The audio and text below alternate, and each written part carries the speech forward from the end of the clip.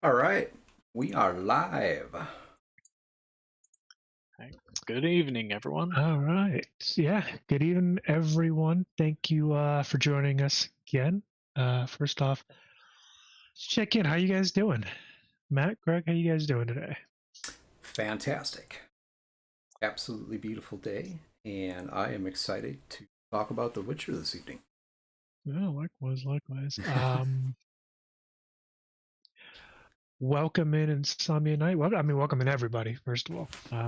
Oh, I see you lurking over there, Insomnia Night. Yeah, we're back again for episode 29 of the update log. Greg had to correct me. I thought it was 28, losing count. Yeah, we're going to do a deep dive into the Witcher TRPG out of Artelsorin Games. As always, I'm Rob. With me are Matt and Greg, the two co-hosts, and this is the update log. Yeah, let's jump right into it. You gotta say that with more gusto. You gotta be like, "This is the update log," type of thing. I'm gonna have to work on my disc jockey. Disc jockey. Yeah, just pretend you're working like customer service, and you gotta fake that like politeness. Except this time you're like faking the enthusiasm. Yeah, pretend like you're testing out for a new job or something. Be like, "Would you like fries with that?" Anyway, See, the good thing is I don't actually have to fake that. I'm glad I'm here. I'm excited to be here. I don't got to bullshit y'all. But you need to be more excited. Or excited. I left that kind of shit behind when I started working for myself. But no, honestly, yeah, I'm super excited to be back with you guys here on the update log, especially because I'm a huge fan of the Witcher universe. I have 3 out of the 7 books. I'm in the process of getting the rest of them, and I have all the games. So, and I've seen the show. Henry Cavill will be the one and only White Wolf. I don't give a shit what Netflix says or who they cast, and this is no jab at Liam Hemsworth. The man took a job, so kudos to him. But sorry, bud, it's not happening. Look, man. Look. If you know about the situation with the Netflix and The Witcher, then you know they fucked up. That's all I'm gonna say. Netflix likes to do that.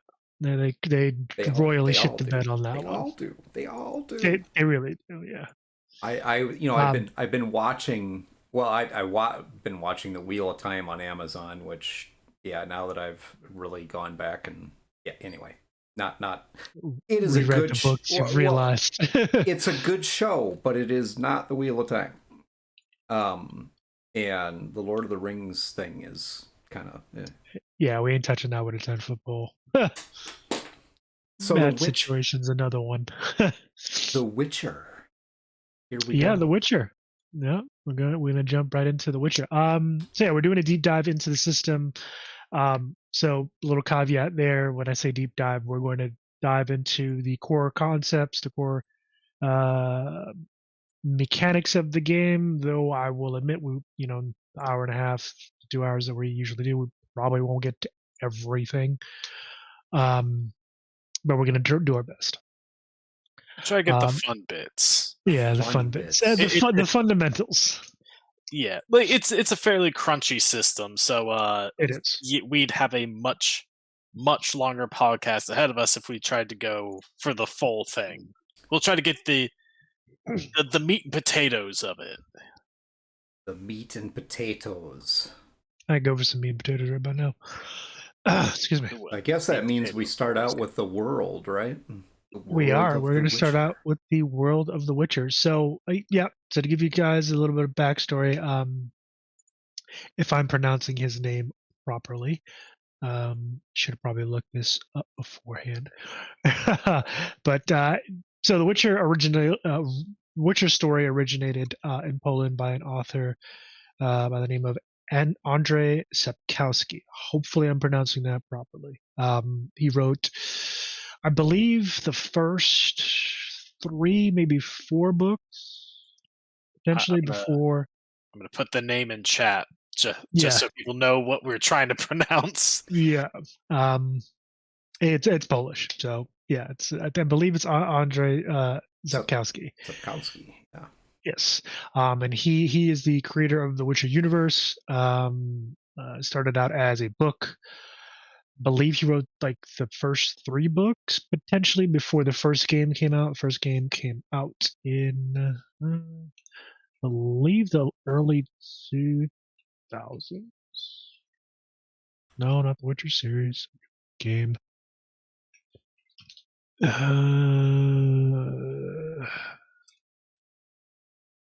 Where the hell's the Witcher video? Anybody in the audience want to be a hero and save Okay, us? 2007. Yes, that's when it came out. 2007 was the Witcher action role playing game by CD Projekt Red. So CD Projekt Red, prior to Cyberpunk 77, was well known for The Witcher. They picked up the IP from Andre and they turned it into a game. And subsequently you had The Witcher 2, Assassin of Kings, and then The Witcher 3, which won Game of the Year edition in, I believe it was 2019. Yeah, I mean, Witcher 3 is really Witcher 3 it's what put CD Projekt Red on like kind of the mainstream radar, to where a lot of people were, starting to know like who these guys were.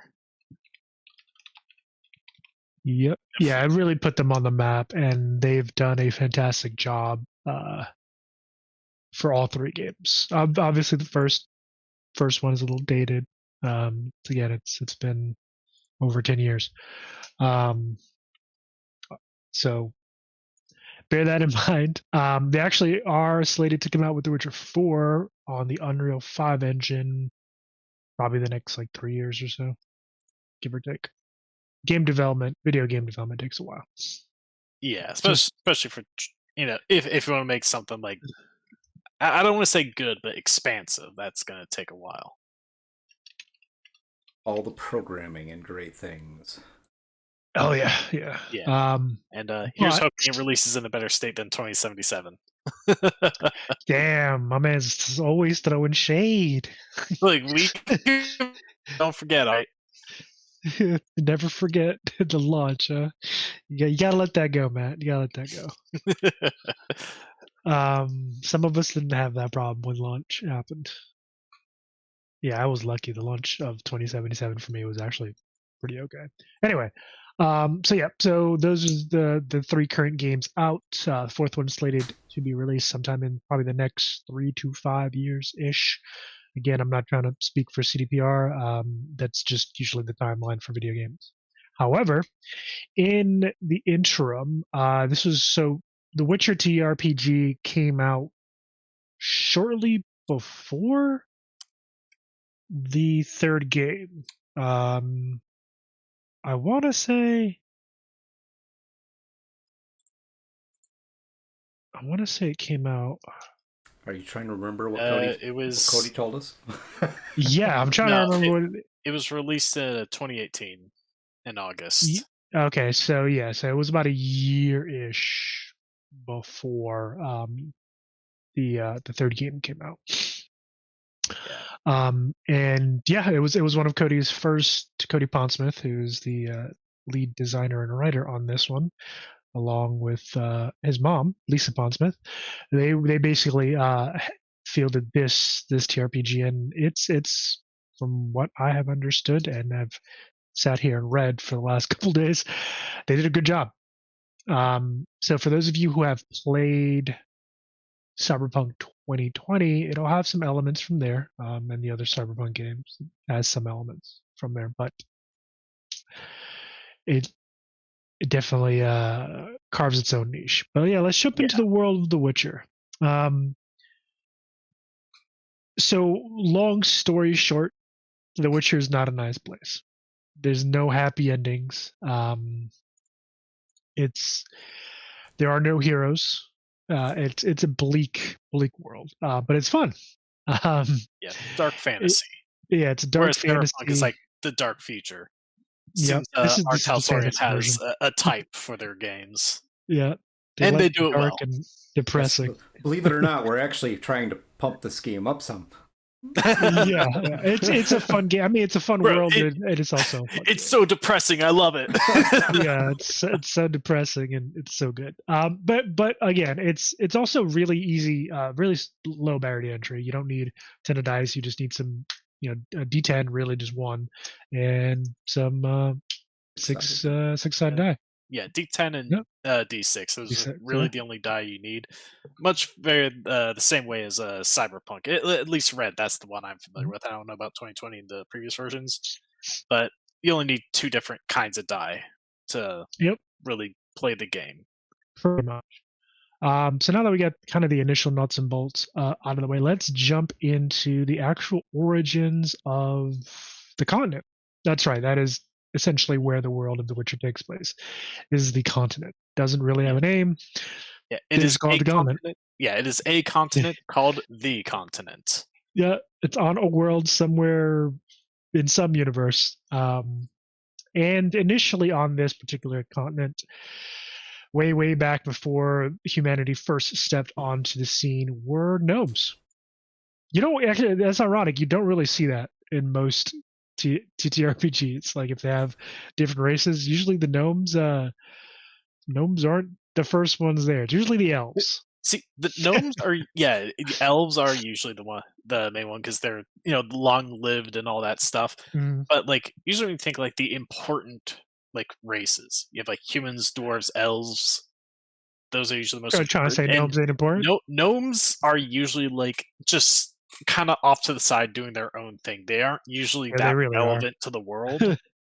So Yeah, seeing here that like these are like the original inhabitants of this land. It's like, oh, okay, gnomes like have a no, part in the lore. Holy crap. yeah, it's ironic. The irony will come in a moment. So no, again, gnomes were the first to populate this continent. Surely thereafter, at least based on the lore, dwarves just appeared. They just started coming up out of their mountain, homes. Um, the general consensus and kind of rumor is that they are offshoot of a subterranean race that just existed in the continent. Um, so now you have the gnomes, dwarves, who ironically enough lived fairly easily with each other, and then you have the elves. So the elves actually came in with what was called, at least they fled from I believe it was the west. They came in on sailing boats, on ships, and they were fleeing something called the White Frost. They essentially found the continent and encountered dwarves and gnomes, and were like, okay, well, we're gonna start living here now. Ironically enough, the animosity that you usually see between dwarves and elves Out of kind the of way, carried pack. over here.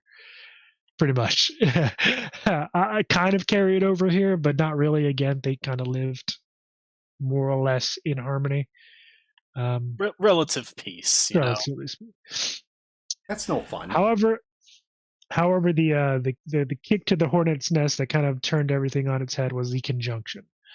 So the conjunction basically was an event that took all the spheres of existence, I guess is the best way to put it, different worlds, basically put them in a bag and shook it around and smashed them together. And what that essentially did was started opening up different rifts and portals, I guess is the best way to put it, that allowed just a myriad of creatures to come into this particular world, to the continent, and started really shaking things up for those that were already living there. Yeah, and It also brought introduced, magic and yeah, it also, being. Finally, a system that calls out magic for what it is. yeah, chaos, chaos, or as what it became later, magic. Um, and with the introduction of this particular system of magic and chaos and just upheaval, it wasn't like folks came into the continent knowing how to wield magic like you see in most other games, like elves teaching humans magic and stuff. People just kind of winged it. They kind of just figured it out. So gnomes, dwarves, elves, and kind of all the other races. The ultimate fuck around and find out. Yeah, pretty much. I mean, you had everything from halflings, humans came through, and that's when things really kicked off. So to got to give you guys some context on the magical piece of things. Only 2 races can actually wield magic, as far as the lore goes. It's humans and it's elves. That's it. Everybody else is fucked. Sorry, gnomes. You guys don't get much. Yeah, you guys don't get it.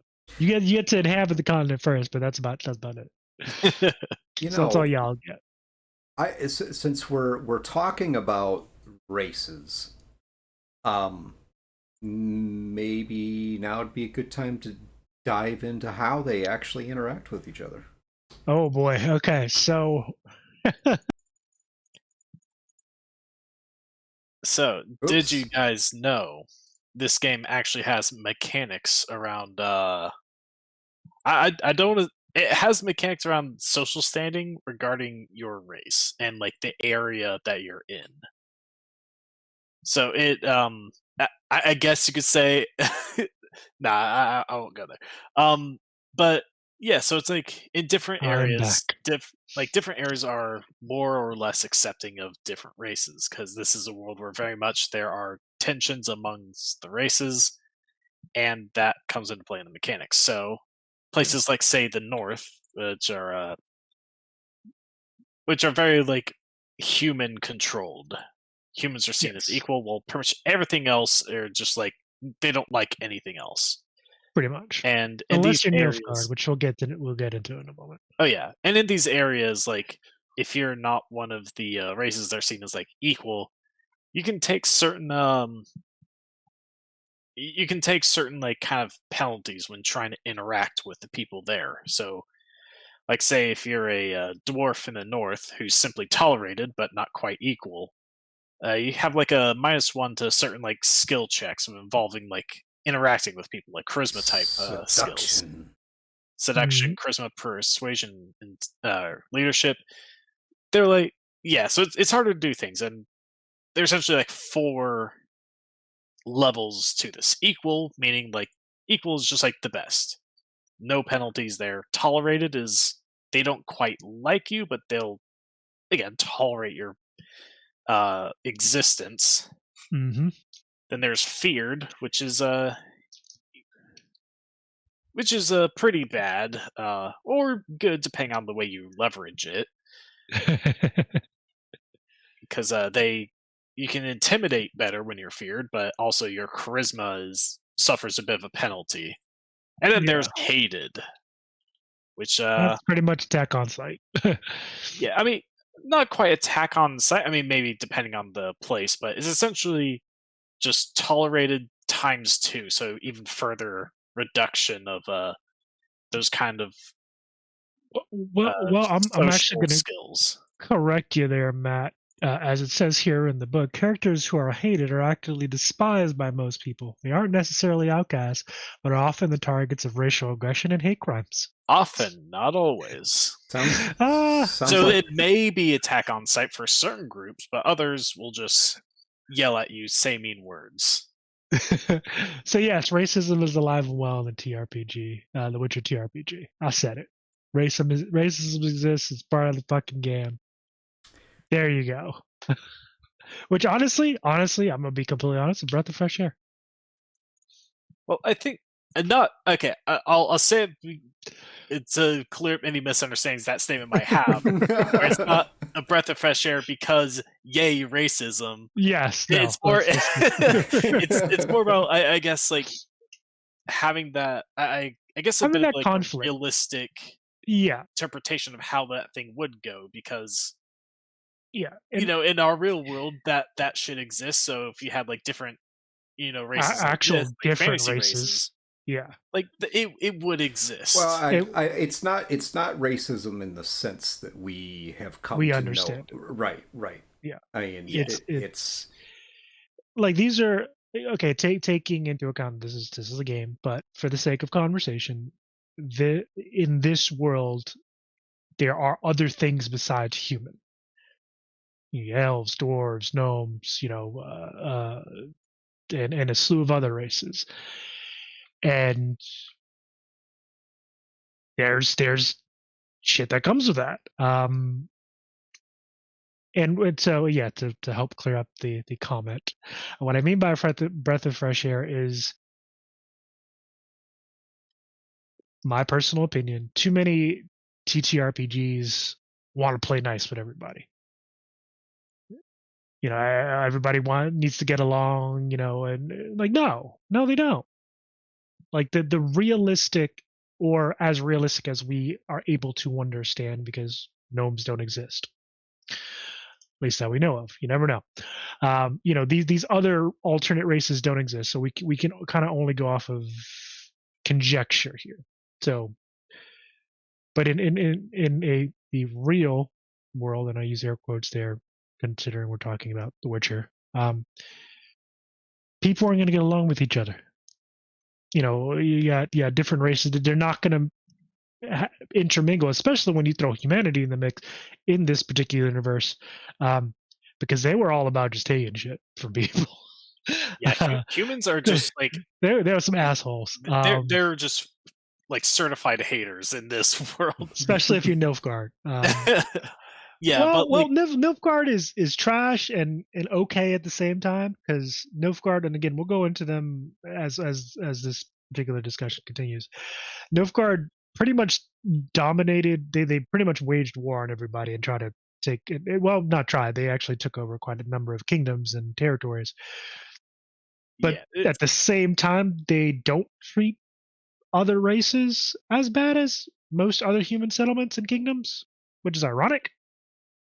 Yeah, I mean, it's like the pros and cons of each era, and like, here's something I'll say, because obviously, this topic of like racial tension, it can be uncomfortable for some, and like when it comes to like when you're creating a world, it's really just up to the creator whether you're trying to lean into realism or escapism. Yeah, and something like say D&D obviously goes far more into the escapism route. And I don't think there's anything wrong with that. While The Witcher being a dark fantasy, meaning things aren't always super great, they take a bit more into the realism when kind of thinking about how things would work in this world. So it's just about the creative choice and like who it's for and stuff like that. No, I agree. I personally prefer the leaning more towards the realistic aspect of those things, because I'm not even going to go down that one. The system itself allows you to dive into many different aspects. Yeah, and I appreciate that. Well, and that's just it. We can get all caught up in the whole, all of the concepts that are going on in the world around us, or we can look at this world, which is created in a specific way. You see right there on the screen the female witchers piece. I like this concept. Not that all males are basically pretty much known as the Witchers. The Witchers are all basically pretty much recognized as male. There are female Witchers, and it creates there's an opportunity there for anybody running a game or playing the game to create to create whatever they decide they want for their game world. So while lore wise, at least, and again, I could be wrong in terms of the books, because for me, that is the first and last representation of the lore, in my opinion, is the books. As far as I'm aware, there have been no female witchers as of yet. If for those of you who ever watched the show, or played the games, Ciri is one of the main characters throughout this story. Well, at least the story of Geralt of Rivia. She's part of his story, and she's one of the major characters both in the show and in the second and third game, I believe. From what I can remember, I haven't played them in quite a while. And she is trained by Geralt, potentially to be a Witcher, or kind of a Witcher light, so to speak. And the reason why I say Witcher light is the Witchers, at least especially in the game, are seen as an entirely separate race. The reason being is because they started out as human. So for those of you who don't know, now we're getting into the namesake of the game. The Witchers are mutants, and they were pretty much created for one purpose. During the conjunction, a slew of monsters came with everything else. Came with all the races and all the magic and stuff. Also came monsters and things like dragons and chupacabras or whatever. And humanity had, well, not just humanity, but primarily humanity, wanted a way to combat them. So they created the Witchers. And basically the Witchers are, this is where it gets dark, are unfortunately the dregs of society, the orphans, the castaways, the people no one wanted. And they're taken in by various schools and put through some hellish training, both physically, mentally, and emotionally, and turned into living weapons. But what makes them essentially good at their job is, and what turns them into mutants, is something called the trials. Now, as a Witcher, again, you're put through a host of different training, both physically to make sure that you're physically able to handle the job. You learn magic, but as you go through this training, there are 3 different types of trials that a Witcher can go through. And we want to switch to page 240, Greg. We'll read through them real quick. No problem. Yeah, like honestly, the closest concept to the Witcher I could think of would be like the Grey Wardens from Dragon Age, which I wouldn't be surprised Yeah. if Grey Wardens were actually inspired by the idea of the Witcher, because they're extremely similar in concept. They're very, very close. That's actually a good representation there, or a good what's the word? English today. English is not going with me. Alternative, I guess, is the best way I could put it. Good comparison, maybe. There. Thank you. Fucking words. Good comparison. Yeah, the Grey Wardens from Dragon Age, which is another great IP. And there is actually a TTRPG about that. Segue. Oz Mills actually wrote, who we actually had him on here last Wednesday. Yeah, last week. Highly recommend you guys watch that particular episode. Oz Mills was one of the writers for Dragon Age. He also wrote one of the most beloved characters, Dorian. So check it out. When basically the 3 trials that Witcher goes through is, let's see.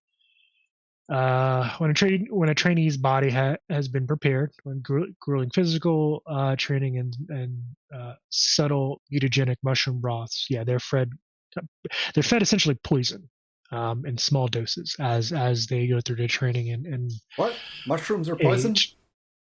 Some of them are. They undertake the trials of the first trial is the trial of the grasses, which is basically designed to break down a trainee's body and rebuild it with superior reflexes and cat-like eyes. That's where you get the telltale yellow eyes that you see if you ever played the game. Geralt has those eyes. They're essentially allowed to help the Witcher see better, both in light and dark, and see further.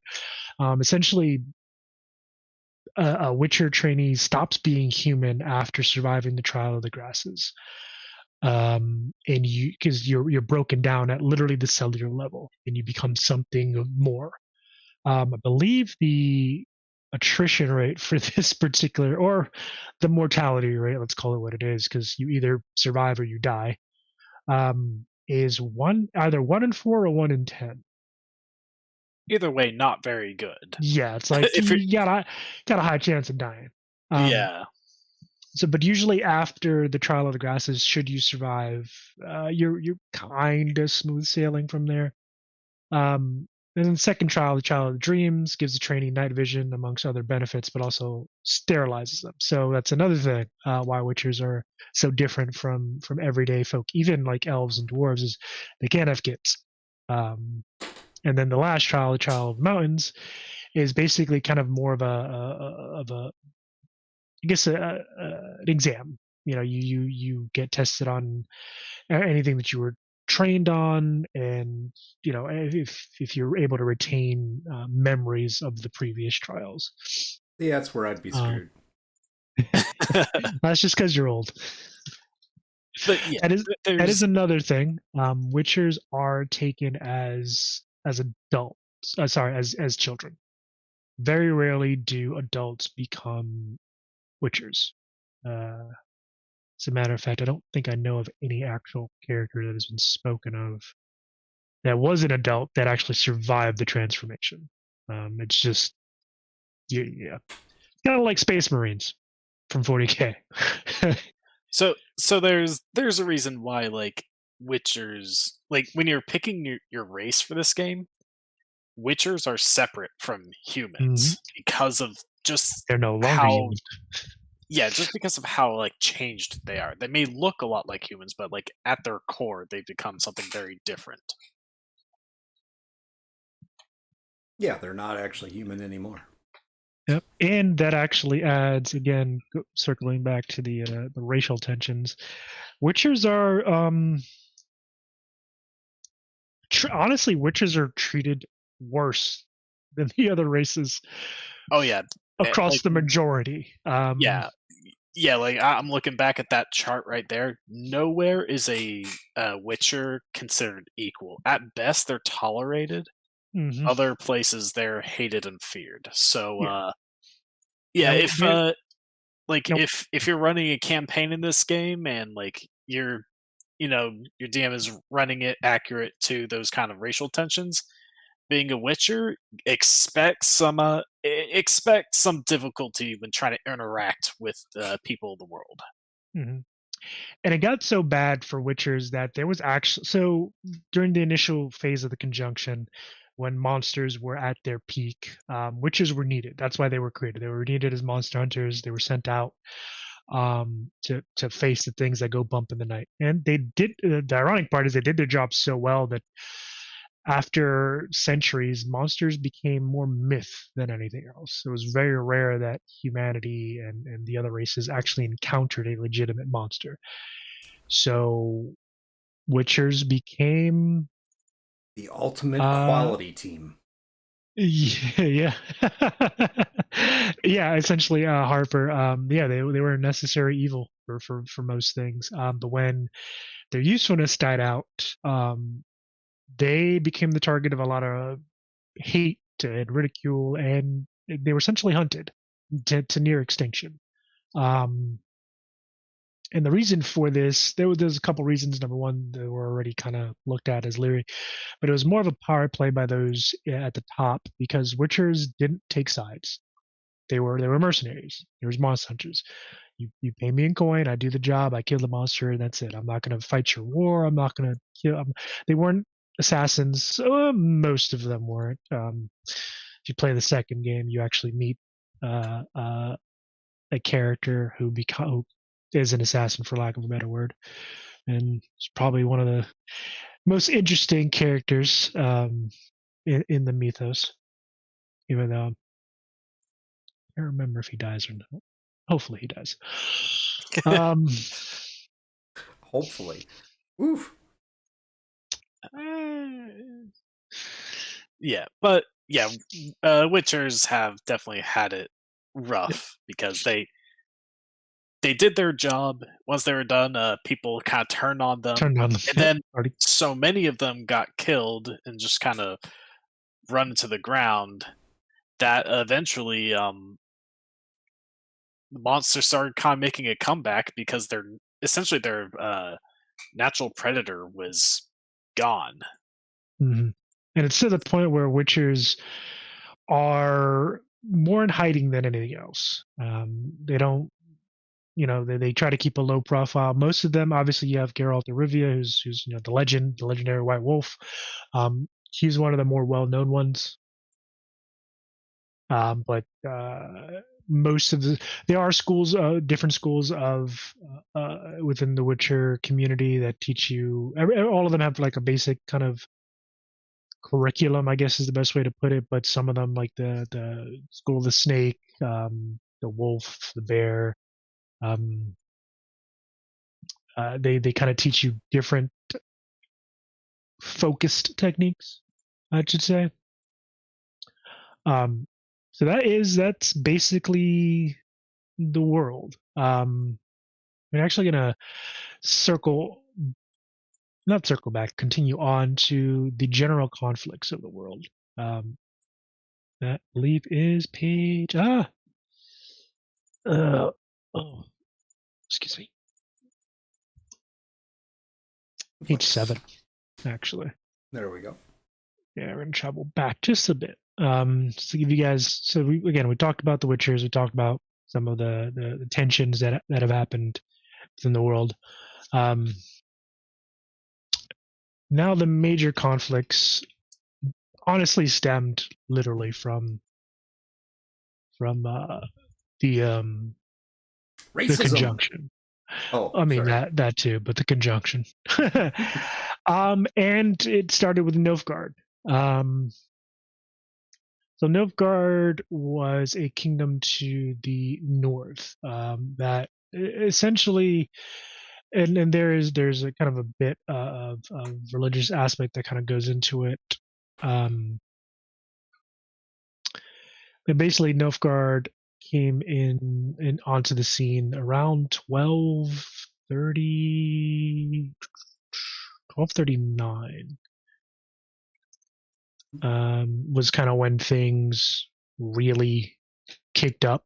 They at the end of the day, they ended up conquering around 16 countries and basically forming an empire. And still active to this day. But they were also very brutal. So basically, the wars started when Nilfgaard absorbed Imlac, hopefully I'm pronouncing that right, and Rohan, which are kind of two small neighboring there we go. countries. And then 1239 was when things really kicked off there. Greg, go down to page 30, not page 30, page 9. Sorry. Yep, we're there. There we go. Okay. Yeah, there we go.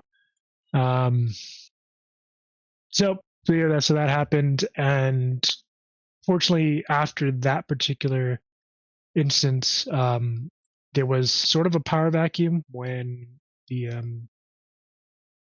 basically unknown usurper came to the throne and ousted the actual ruling family, gentleman by the name of Emir Vas Emreis, if I'm pronouncing his name properly. He came back onto the scene about 1263, which is 9 years ago in the timeline of the game itself, the TRPG, and basically started the first Nilfgaardian War. And they basically started pushing northward or southward from the north and conquering as they went. And again, like Matt stated, honestly, it was the hunting of witchers and stuff that brought back the monsters that started coming out of hiding, because again, their natural predator was not as prevalent. So Rob, let's jump back and go through the rest of the races quick, because I'm bored with witchers. Okay. Yeah. So let's go back up to the races. Where are we at? Yeah. So essentially, there are 4 playable races. One of which we just went over, the Witchers. Besides that, you have your humans, elves, and dwarves, which are, as they are. Each race has a couple of their own perks, as they're called, just sort of these little passive bonuses that give them a bit of an edge in different areas. Maybe some skills, stuff like that. Different skills, different let's see. Yeah, bonuses to Increases skills to different skills, potentially stats for some of them. or strip like kind of mini abilities, I guess. Like say for example, the humans. A human can reroll a failed resist coercion or courage roll 3 times per session. Meaning, there's essentially humans are just stubborn as shit, and try to intimidate them or something like that. They'll just be like, "Nah." Yep. They're like, nope. I'm gonna keep doing this until it works. Pretty much. It is difficult to convince dwarves that males of other races do not fully appreciate the kitten-like soft beards of their women. Yeah, So you heard it here first, folks. Female dwarves do have beards. as they should. As they should. I don't know, man. I'm not a huge fan of the whole beard thing. Just It's the pride of the dwarven people. But it's kitten soft. I mean, come on. No, I'm good. Appreciate it though. It's not for me. I'll take me a nice. You have to wonder, do you get lost sometimes, kind of confused maybe? Do I kiss her or do I pet her? Which one is it? Oh god. I don't know. I guess each their own. I feel like the most romantic thing you could do for a dwarven woman is to braid her beard. Oh my. Braid their beard. Yeah, probably. All right, so we got elves and we got dwarves and elves, dwarves, humans, and witchers. Essentially, the four playable races: elves, dwarves, and humans. Which leads us actually into the life path system. And again, for those of you who've played Cyberpunk, either red, well, there is kind of a loose life path system in red, kind of, but you see it more in 2020. There's a life path system, which essentially helps you as the player to flesh out more of your character's backstory without having to like write one up yourself. And if you did though, if you wanted to, you totally can. The life path system in The Witcher TRPG kind of helps you give you how do I put this? Gives you points to work off of. Like where you're from, the region you were born in, your homeland, your family, the fate of your family fate, what happened, if you had any family, what happened to them potentially. And I will say this: most of the options in these tables are pretty dark. They're in keeping with the world. They're pretty grim. I mean, you can go everything to parental fates, siblings, your family status. So you can be a noble, from nobility, even as a non-human. So it says here, you may wind up rolling aristocracy as a non-human living in human territory.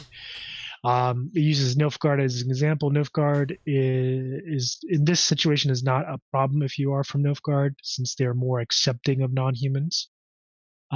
Basically, you would essentially assume that your family are less traditional aristocrats, and you kind of less like aristocrats, more potentially really successful merchants, or just really sword.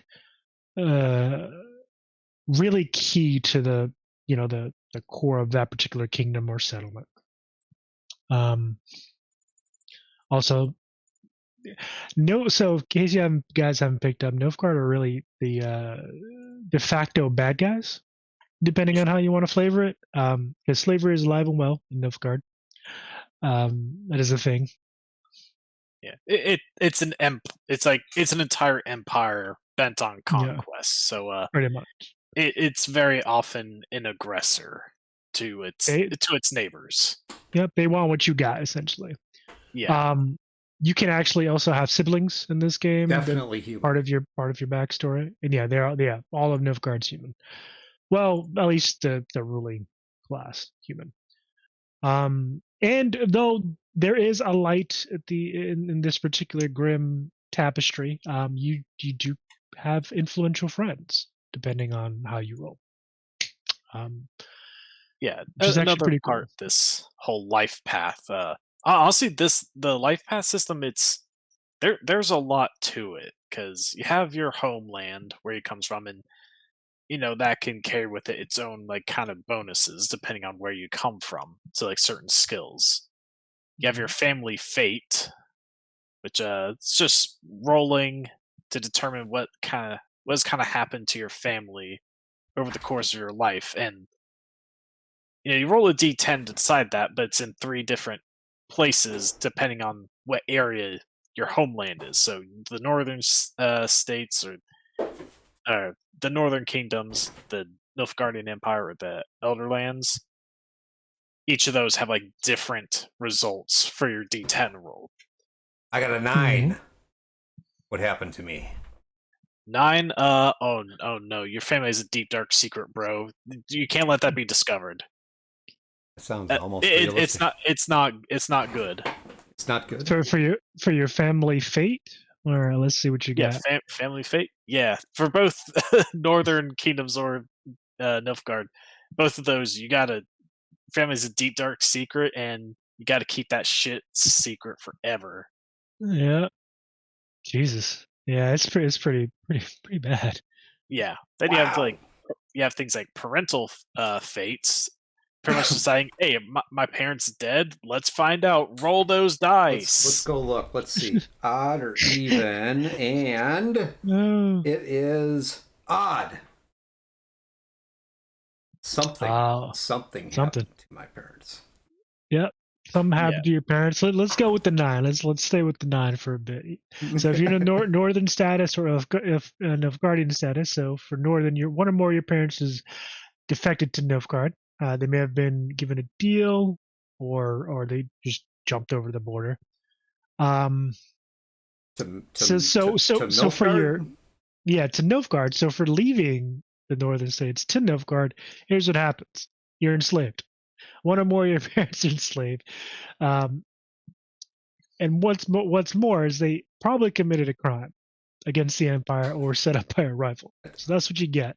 That's what you get for betraying the northern countries and going to Nilfgaard. You get enslaved. Congratulations.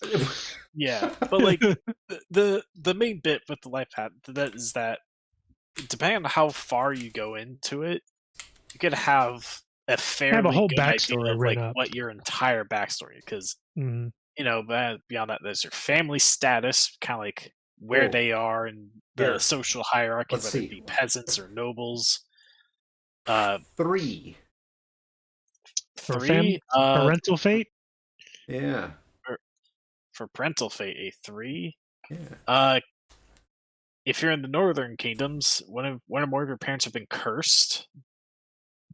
If you're in Nilfgaard, the secret police took your parents. Yo, Nilfgaard, I'm not moving. Or if you're in the Elderlands, your parents offed themselves. So, okay, look, 3 isn't a good number. Look, okay, this is dark fantasy. World's not great.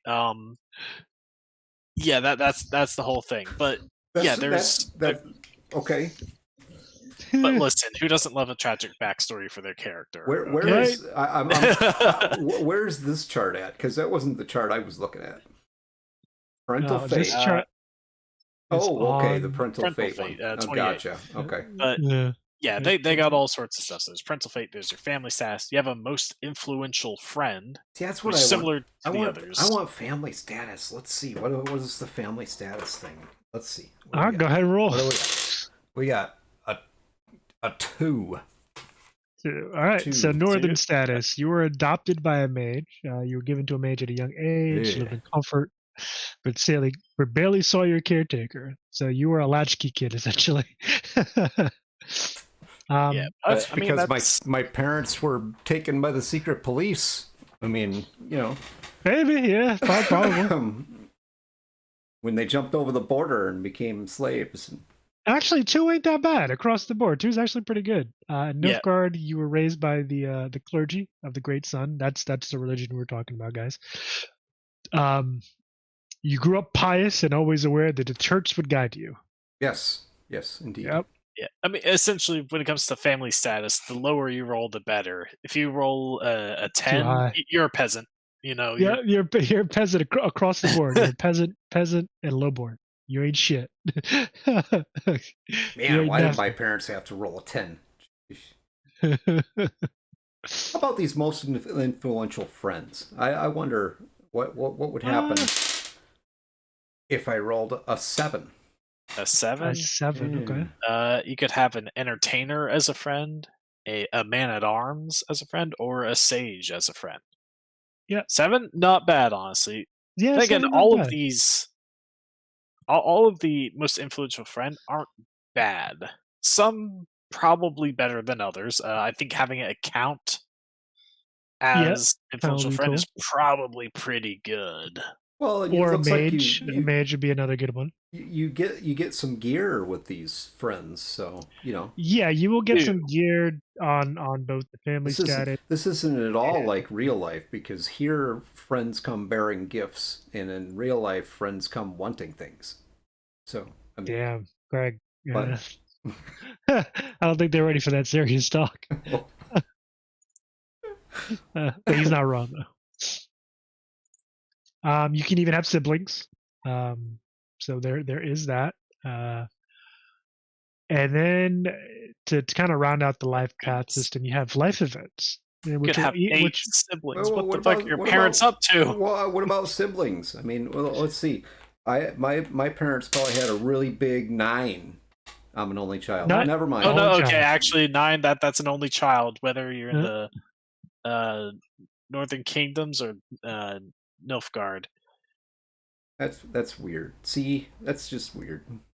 Wait, you want 9 siblings? Well, I was thinking if I had 9 siblings, it explains why they jumped over the border and became slaves. I mean, damn, oh God. that's getting a little too real there, man.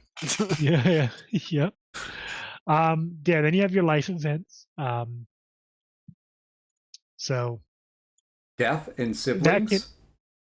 Death and siblings. Yep. Holy cow. That section is pretty much just saying, hey, if your character dies, just use one of your siblings as a new character, and then your group will just probably give the sibling your old character's gear, your stuff. Yeah. It's well, I was like, oh no, Boromir is dead. It's okay.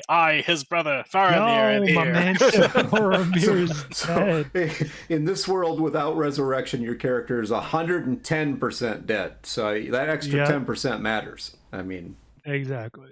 Just get a bunch of siblings. Faramir is going to come here. I got to be really careful because I don't have any siblings. If I die, then the party just divvies up my shit, I guess, huh? Pretty much. I mean, that's what I would do. Look, waste not, want not, man. So then you have your life events, which are kind of major events that have happened throughout the course of your life. There is a caveat, though. Non-humans in age. So all non-humans are incredibly long-lived, assuming they aren't killed early. Elves and dwarves can live for hundreds of years if they aren't murdered, which is more likely to happen than anything else, and they don't succumb to disease or horrible accident. For some benefits to being a non-human.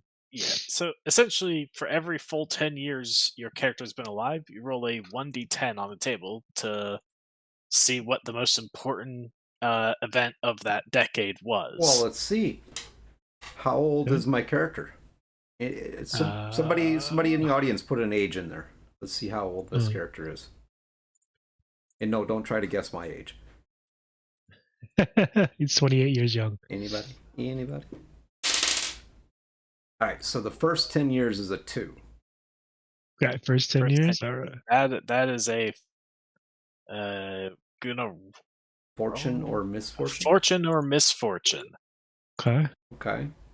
So we'll do one more. So we got 2. Yep. We got 2. And the second one is a 9. All right, so you rolled a 2. Unfortunately, that's a fortune and misfortune. All right. An even roll is a fortune.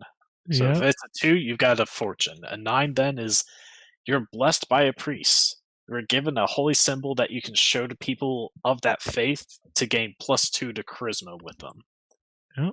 So You got a little these types of something. things, yeah. So these types of things actually have like a real effect on you because Mhm. there are bad things you could get. Like you could have debt. So one of the Have debt? misfortunes of falling deeply into debt to the tune of 1d10 times 100 crowns. That's what they Oh call my the god. currency in the game. So you could have up to a debt of up to 1,000, which A lot. that's a pretty penny.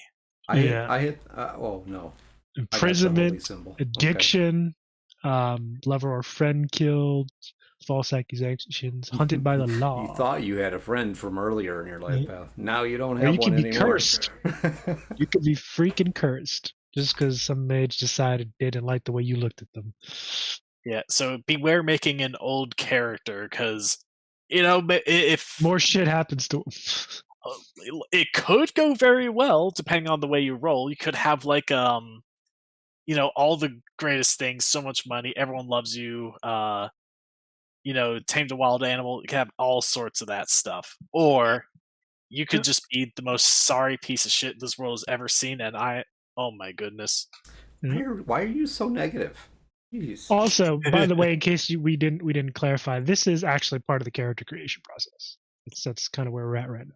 yeah, All of what we were just talking about, that's part of your character creation. That all goes into what the final product essentially is going to look like. Right. So if you like the life path system in Cyberpunk, you're gonna love the life path system in The Witcher. It is yeah. very reminiscent, but it's got the depth and detail of like the 2020 system for Cyberpunk, and it really gives you a lot of opportunity to build out your character, and you can end up with some either on the negative side you can end up with some really cool story ideas if you want to play that way, or on the other side of it you could end up with some really neat stuff and some good story ideas as well. So Yeah. And yeah, for those of you who lean more into the role play of a TRPG or TTRPG, depending on how you want to call it, like D&D or Pathfinder or any of the hundreds of them that are out there, this particular life path system lends itself to helping you craft that backstory. Because for one, I suck at writing a backstory. It's one of the hardest things for me. So. I gotta veer off course really quickly because it says curse in determined details, and that just is like I gotta go see what that is. So all right, let's see what these curses are. Let's go to page 230. Let's go to page curses. 2. Here we are. 230. Oh boy. Okay, I already see lycanthropy. So you know what? Maybe this isn't all so bad. There are no were-sharks though. Werewolf. There are no were-sharks though. No, but we did find me and Matt who were sitting in a call. We were talking about this earlier. There are was it otters? No. Okay, so it said Now it didn't say that. It said there was a beaver-like race. Oh, beavers. The bubs. They were like the bubs. They're spelled like that, like werebubs. I don't know if they are actual lycanthropes or they just have were in their name, but essentially there are beaver people in this world, and I'm just so happy to know that. Honestly, I wanted to make one of those, but unfortunately, it's not an option unless you twist the DM's arm and ask. I don't know. Is there expansion content for The Witcher? There is absolutely expansion content for The Witcher. I have some of it. Okay, now you don't know. You may be able to make a beaver person. Maybe. You guys really want to make a beaver person, don't you? It's not any worse. Where else can you make beaver people? Well, you got elves, dwarves, and that stuff. You got them everywhere. Okay, give me the beaver. That can be taken in so many different ways. But you actually did mention some expansion content you have behind you, Greg. Would you like to show off? I do. As a matter of fact, I will. Well, I just have a couple of books behind me right here in case you are interested. And go to artelsorian.com You can pick up a copy of The Witcher RPG. Yep. So And, awesome book, some fantastic art in it. yep. And it is the book that we are previewing today. I also have, and this is definitely like one of my favorite books, but this is Tome of Chaos. So that digs deeper into the magical aspect of the Witcher universe. Yes. Because unlike D&D, and I'm gonna throw some shade here, there are no drawbacks to using magic in D&D. As a matter of fact, depending on who you ask, if you ain't using magic, you're wrong. However, here in the Witcher universe, magic is give and take. You can't just throw fireballs at your ass like it's Sunday dinner. All right, there's this. You're gonna pay a price for being a mage, which is one of the playable classes, which we'll get into in a moment.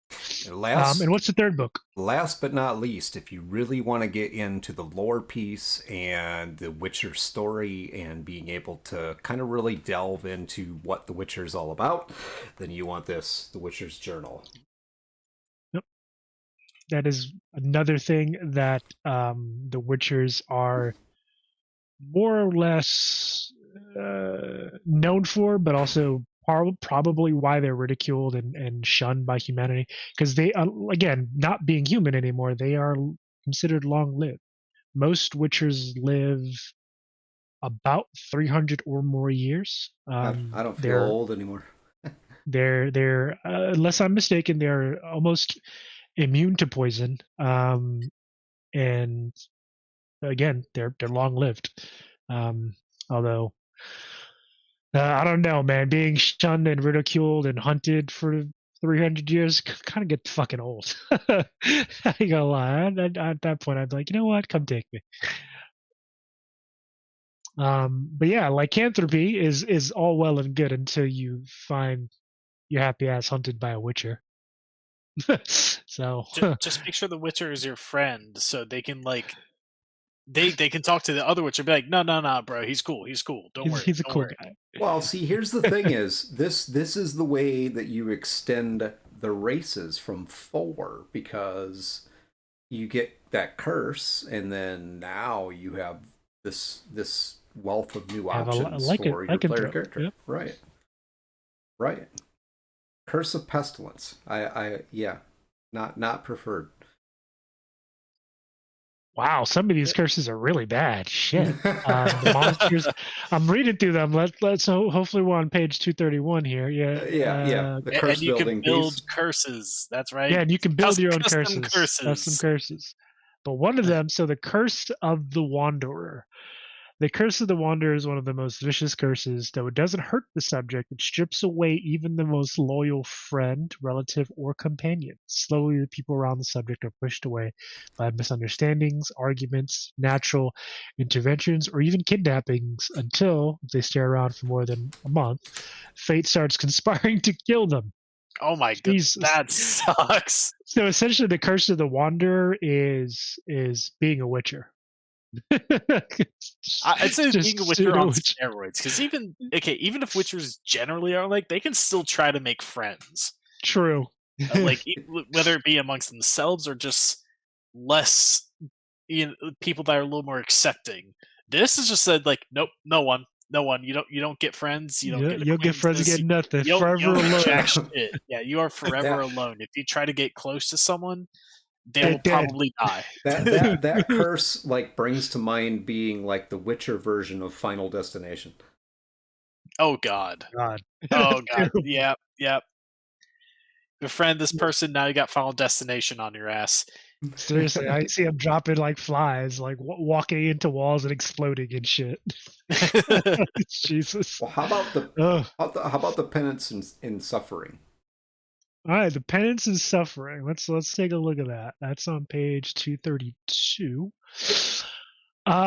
So no two curses are lifted the same way. 3 people afflicted with lycanthropy may find 3 entirely separate ways to lift their curses. When someone gets cursed in your game, take a moment to figure out how they're going to undo the curse. And here we go, and it goes from low to high intensity, and I'm going to read the penance and suffering. So low intensity curses are small time and don't threaten the life of the cursed. Lifting these curses requires small things such as forgiveness to the person who cursed them, giving away all their money.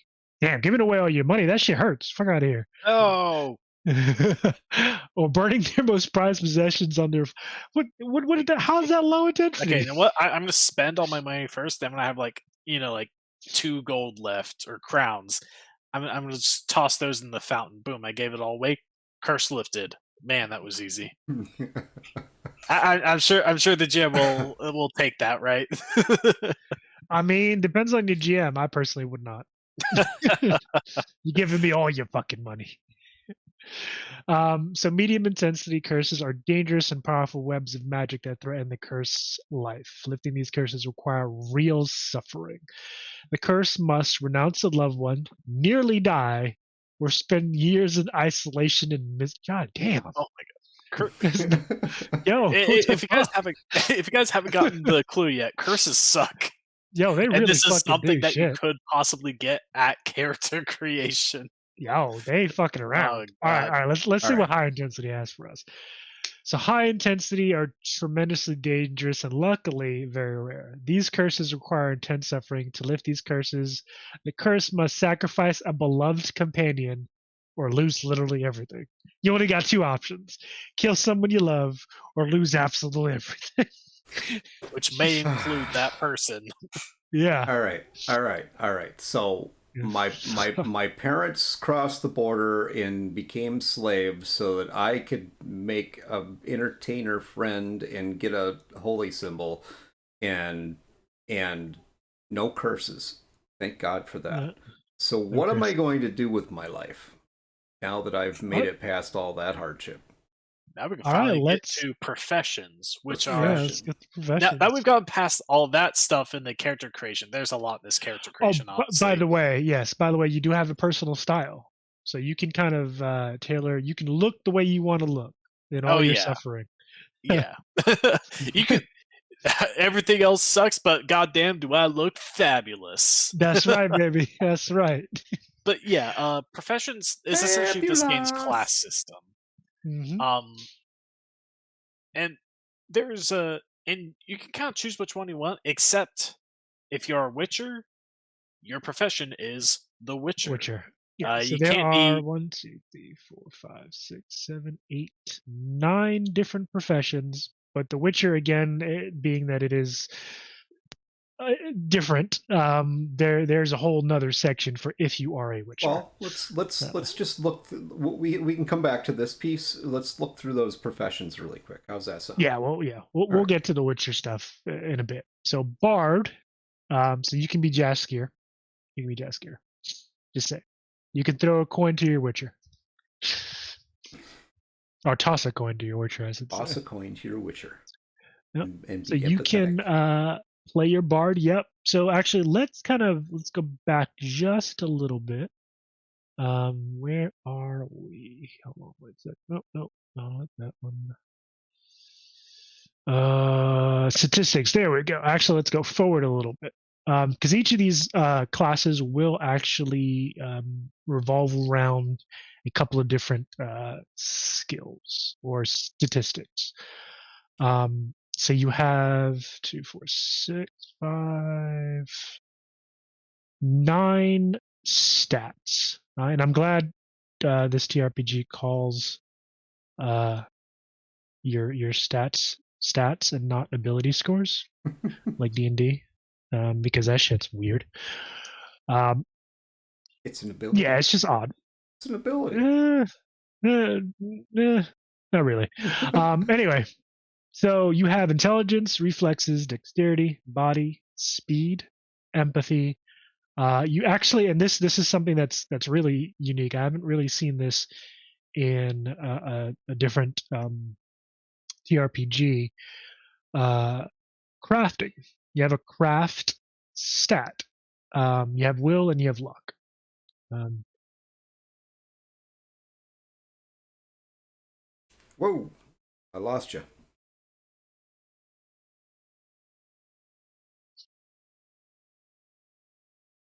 Yeah, but Gotcha. here.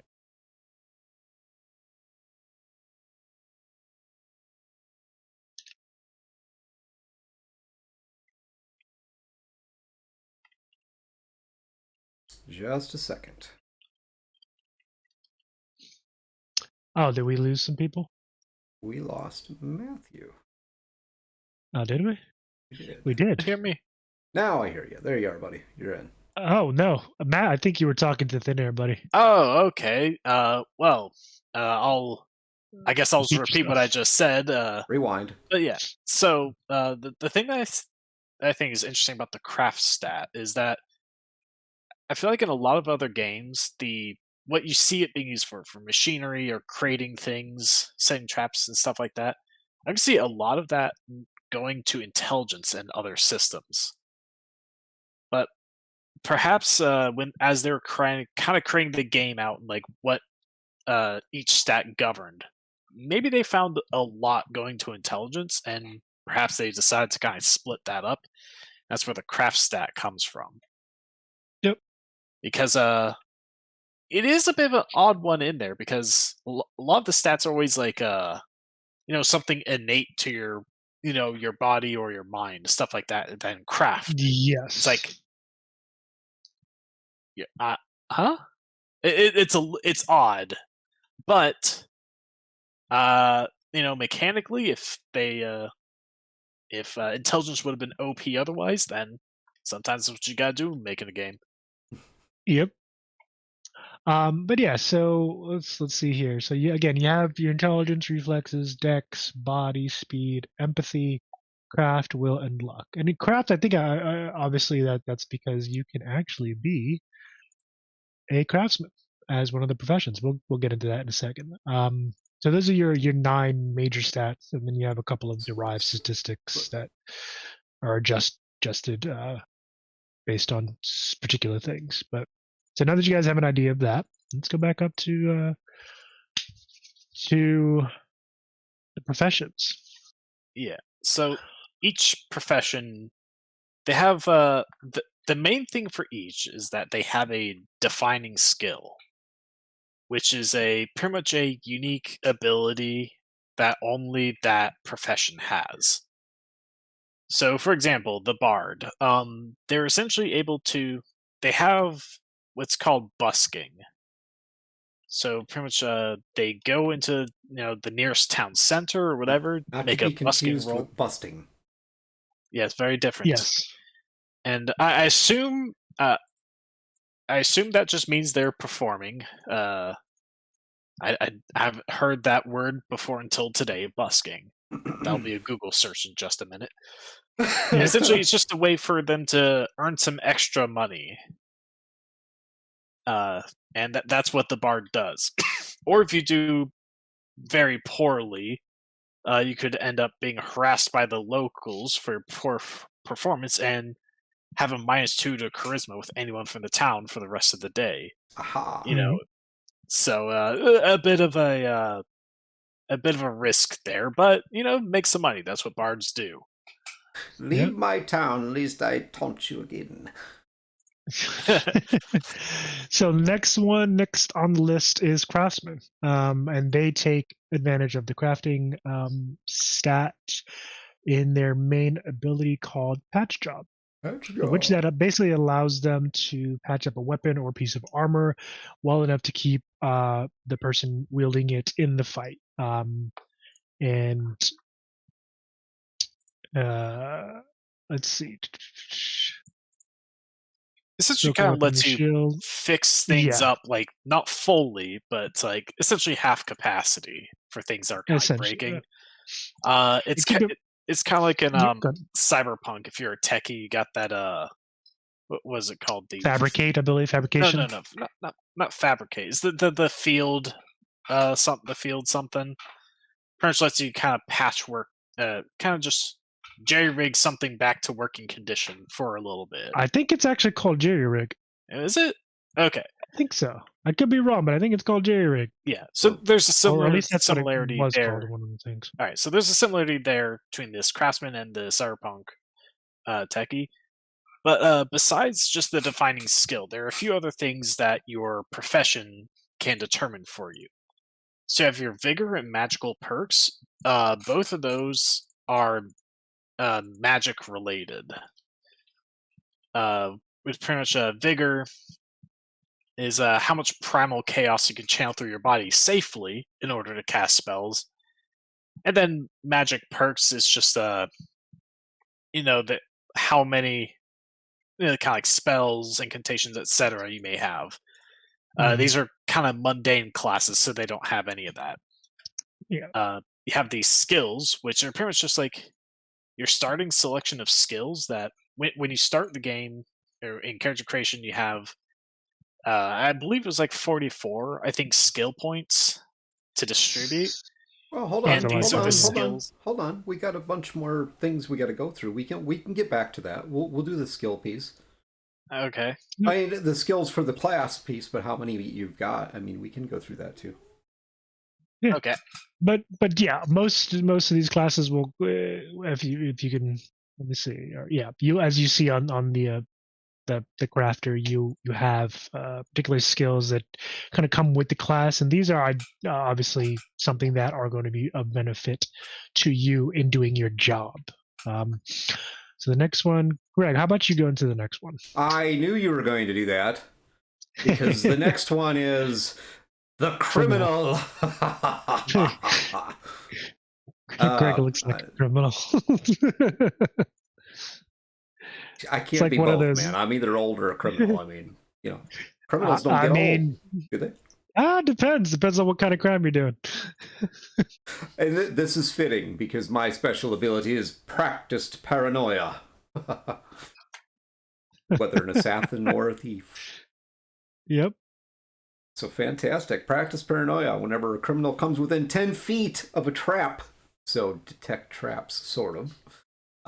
Men-at-arms, booby trap, ambush. They immediately can make a practice paranoia roll.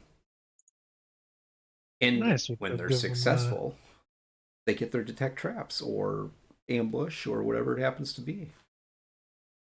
But even if they fail, they're like they don't spot the things, but they still kind of get that feeling that something's not right. That Yeah, itchy. their spidey senses are tingling. Yeah, they got their spidey senses tingling. So criminal is actually pretty good for just like information, essentially, just kind of knowing when you're about to be hit by something. So I'm just gonna put this out there. Why in the hell does criminal have chloroform? That's super sus.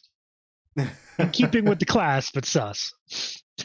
Well, You need because chloroform for, sir. because it's a generalization. The profession is a generalization, which covers a wide range of things that you can do with the character. All the way from being an assassin to being, just Just a thief. safe cracker or whatever. I mean, Yeah. there's a misconception of thinking that the criminal is a thief, because that's not necessarily. It definitely is the darker side of the people who maybe their morality is a little ambiguous. They're not.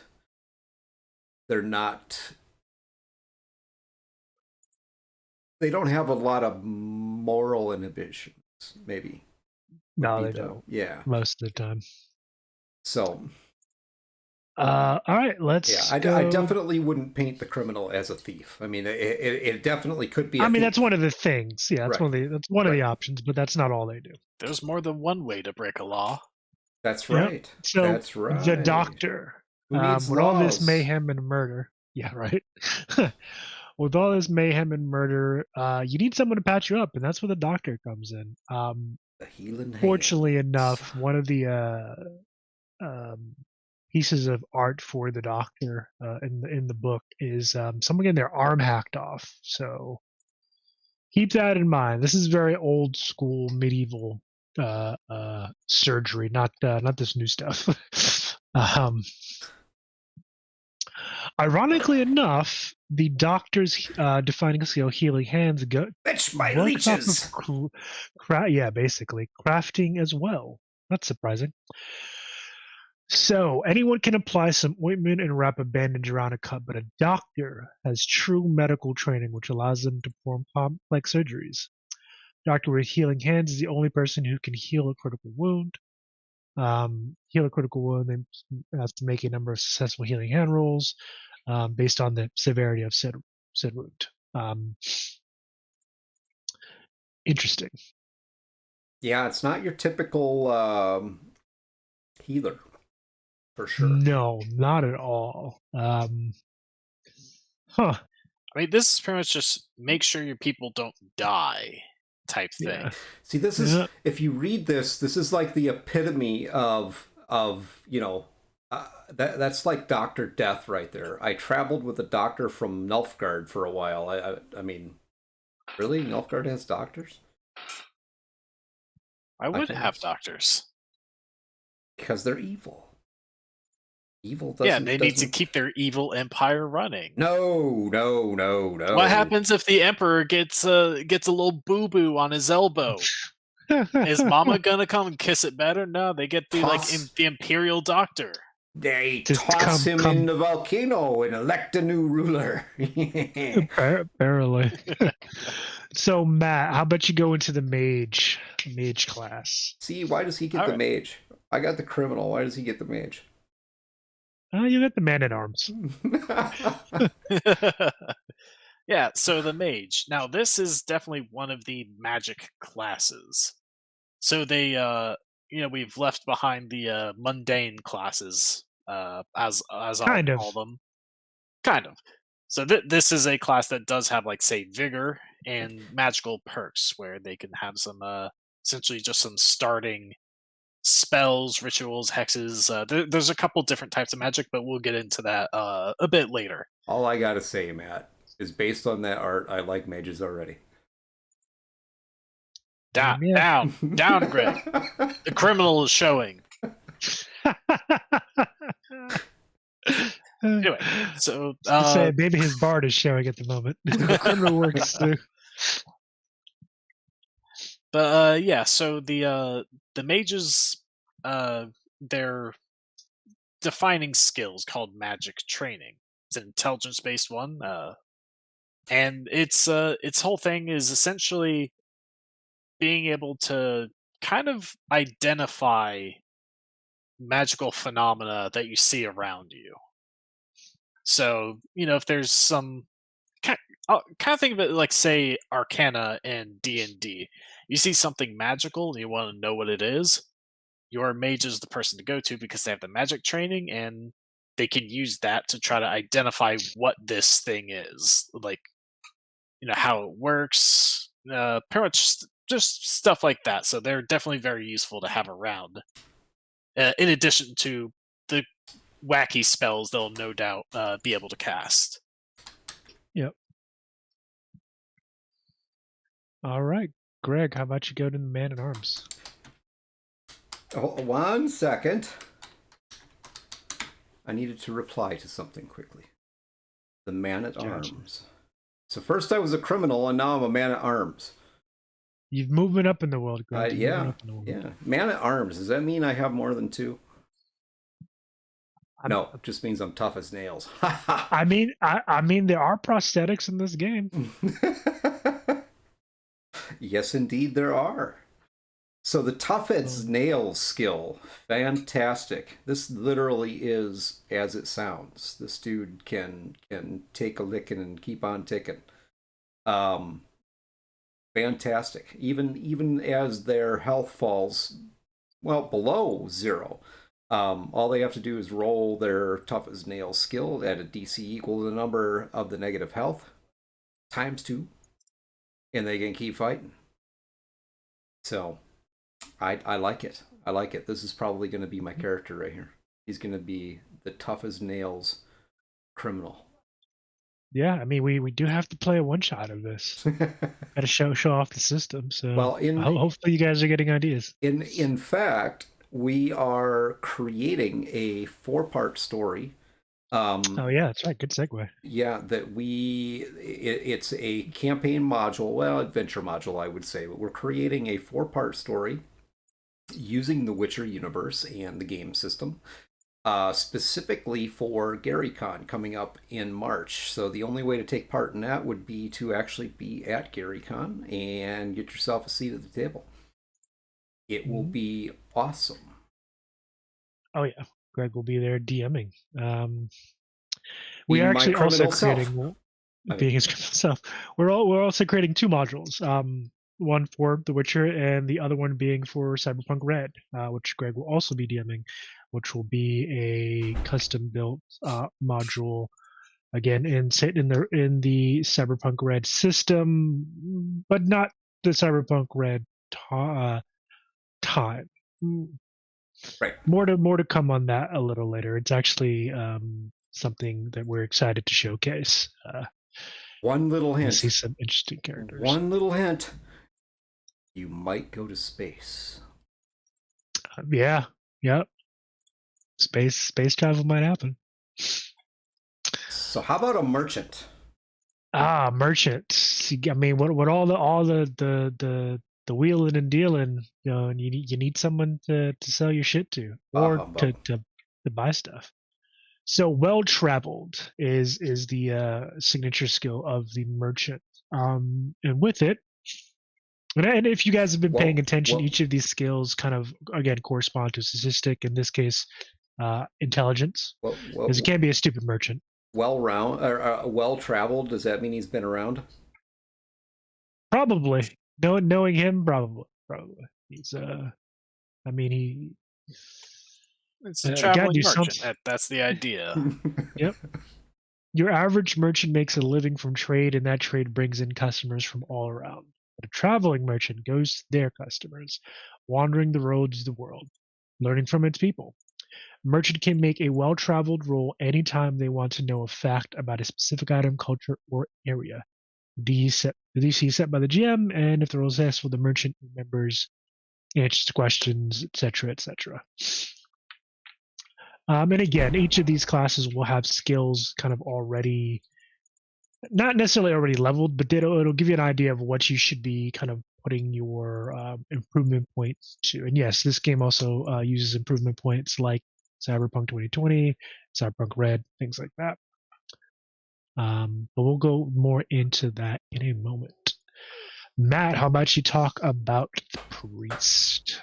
Okay. All right. Okay. I'm feeling a little like Matt's got some mystical thing going on tonight. Dude, you get to talk about The Witcher. Yeah, you get to talk about the thing. I don't want to talk about the thing. All right, Greg, do you want to talk about the priest? No, I don't. It's like a child just complaining for the sake of complaining. What? But No. yeah, so priest, another one of the magic-based classes. Instead of using spells, they use invocations. Is essentially just the priestly version of spells. They have different selection, but their defining skill is called Initiate of the Gods. It's an empathy-based skill, where the idea of this is that if you can find churches of the same faith, you can get stuff like free lodging, healing, other services at the GM's discretion, whatever that might be. It's up to GM what else that this church does for people. But yeah, I got a holy symbol. Idea, yeah, but the idea is essentially being able to find a kind of like a place of refuge if there's a church that has like the same faith in wherever you're at.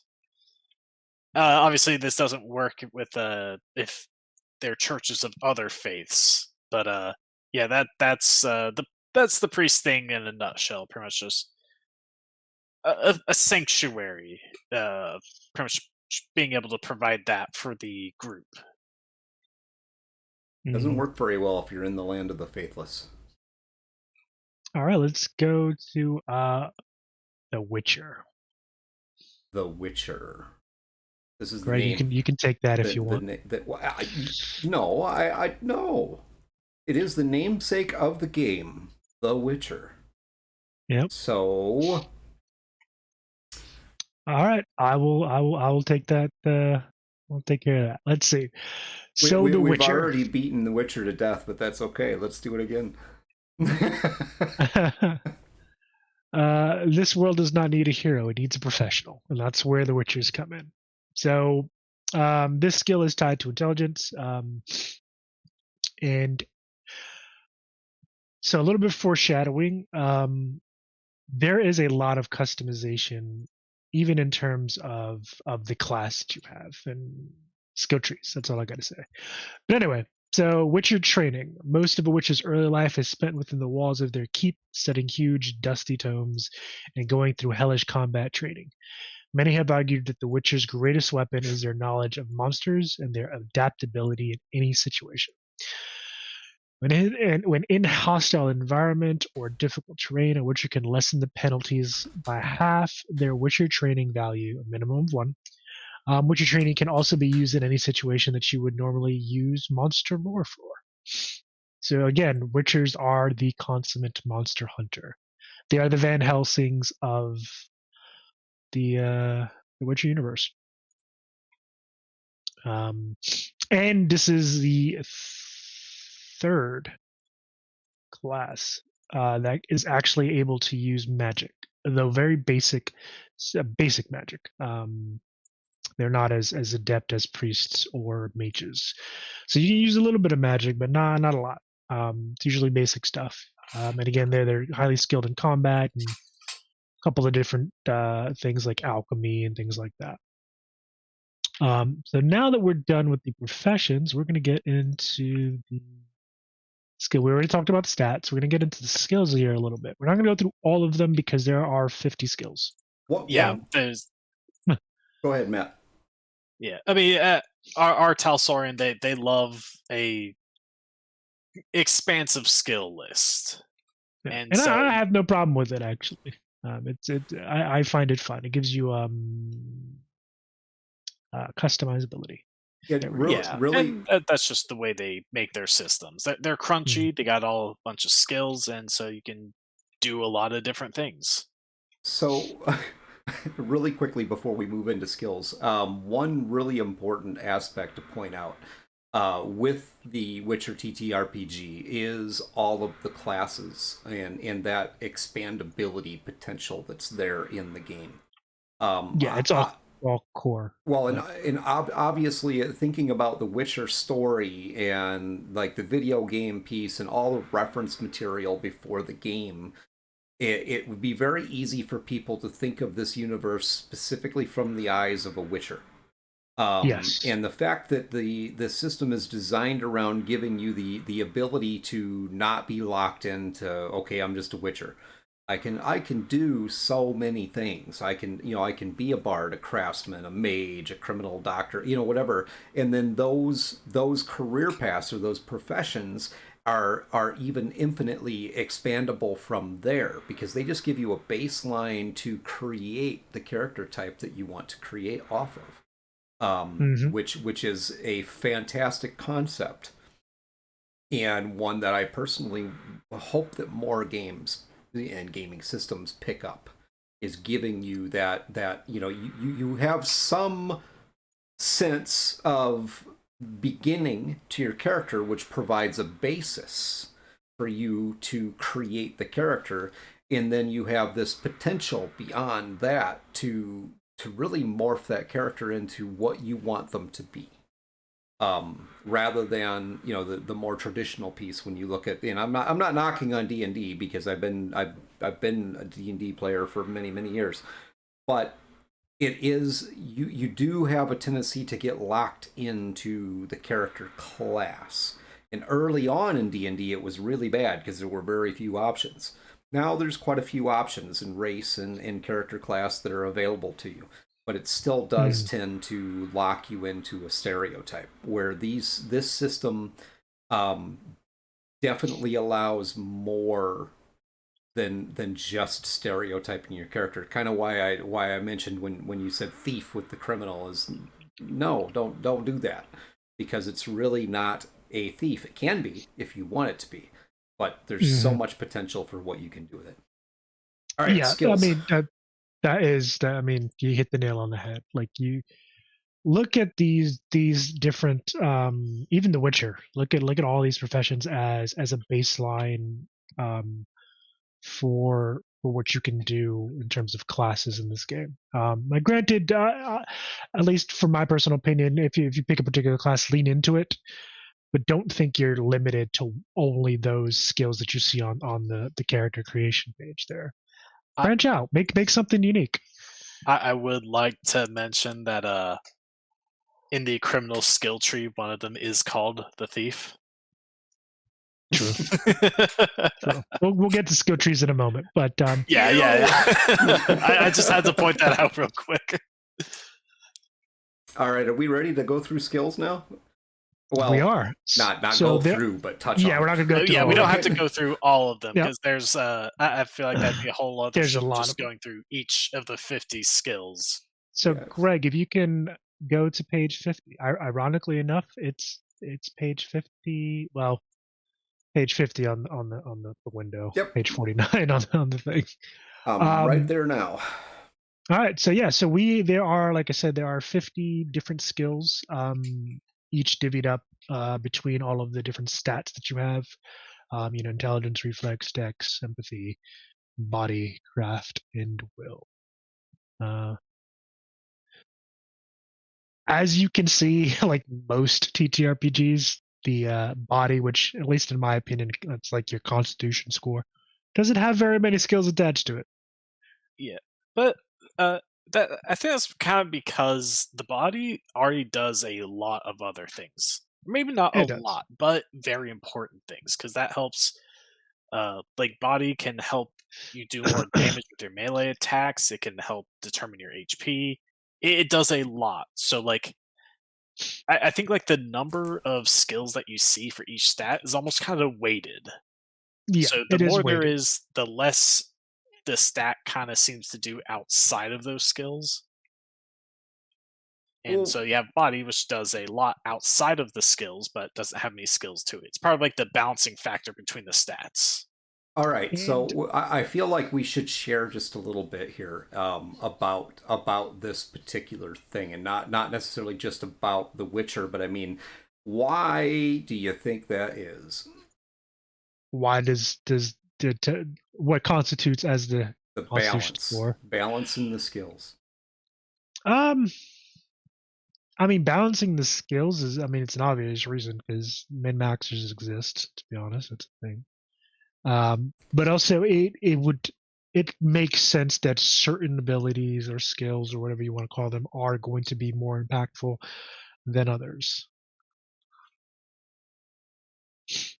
Absolutely. Well, the min-maxers thing in the sense that you need to make sure that each one of those, if you have a skill that doesn't have a lot of value, then like if you're creating a system, right? If you have a skill that doesn't have a lot of value in the system, then you're better off to merge it with another skill or another stat, because people are just not, they're not going to bother, right? Yeah, they're not going to bother. Yeah. But yeah, so you for those who are watching, you might be wondering what the 2 next to some of these skills represents, and that's basically to designate that skill as a difficult skill. Means it's a second class skill. now we have segregation in terms of skills. Oh god. But yeah, so the difficult skills, it's a concept you also see in Cyberpunk, where the progression system is very similar. We have improvement points, and pretty much it's just saying that those skills are those difficult skills cost twice as much improvement points in order to upgrade. Yeah. Which usually means that they are pretty damn good skills. Mm-hmm. Yeah. Meaning, well, I wouldn't even say pretty damn good skills, although they more than likely are. They probably have more, they're just more impactful. And again, I don't think that inherently means they're good or bad. It just depends on how you play it. Well, yeah. I mean, the idea is that like they got to be impactful to justify that extra cost, because otherwise you're just throwing your improvement points to the wind. True. So that basically that. Again, we're not going to go into each and every one of them because that could take a while. Let's roll through reputation and leveling up. Yeah, that's actually what we're gonna kind of roll into now. Quick touch though on the skill resolution for those of you unfamiliar with how that works. In this game, criticals and fumbles are respectively a 1 for fumble, a 10 for critical. Gotcha. You have the DCs. Typically, whenever you're going like to hit, you have to beat the DC. Ties go to the defender. There's another bit here about using skills you don't have. You may be called upon to use a skill you do not have points in. You can still use the skill, but you only add applicable stat to your stat roll.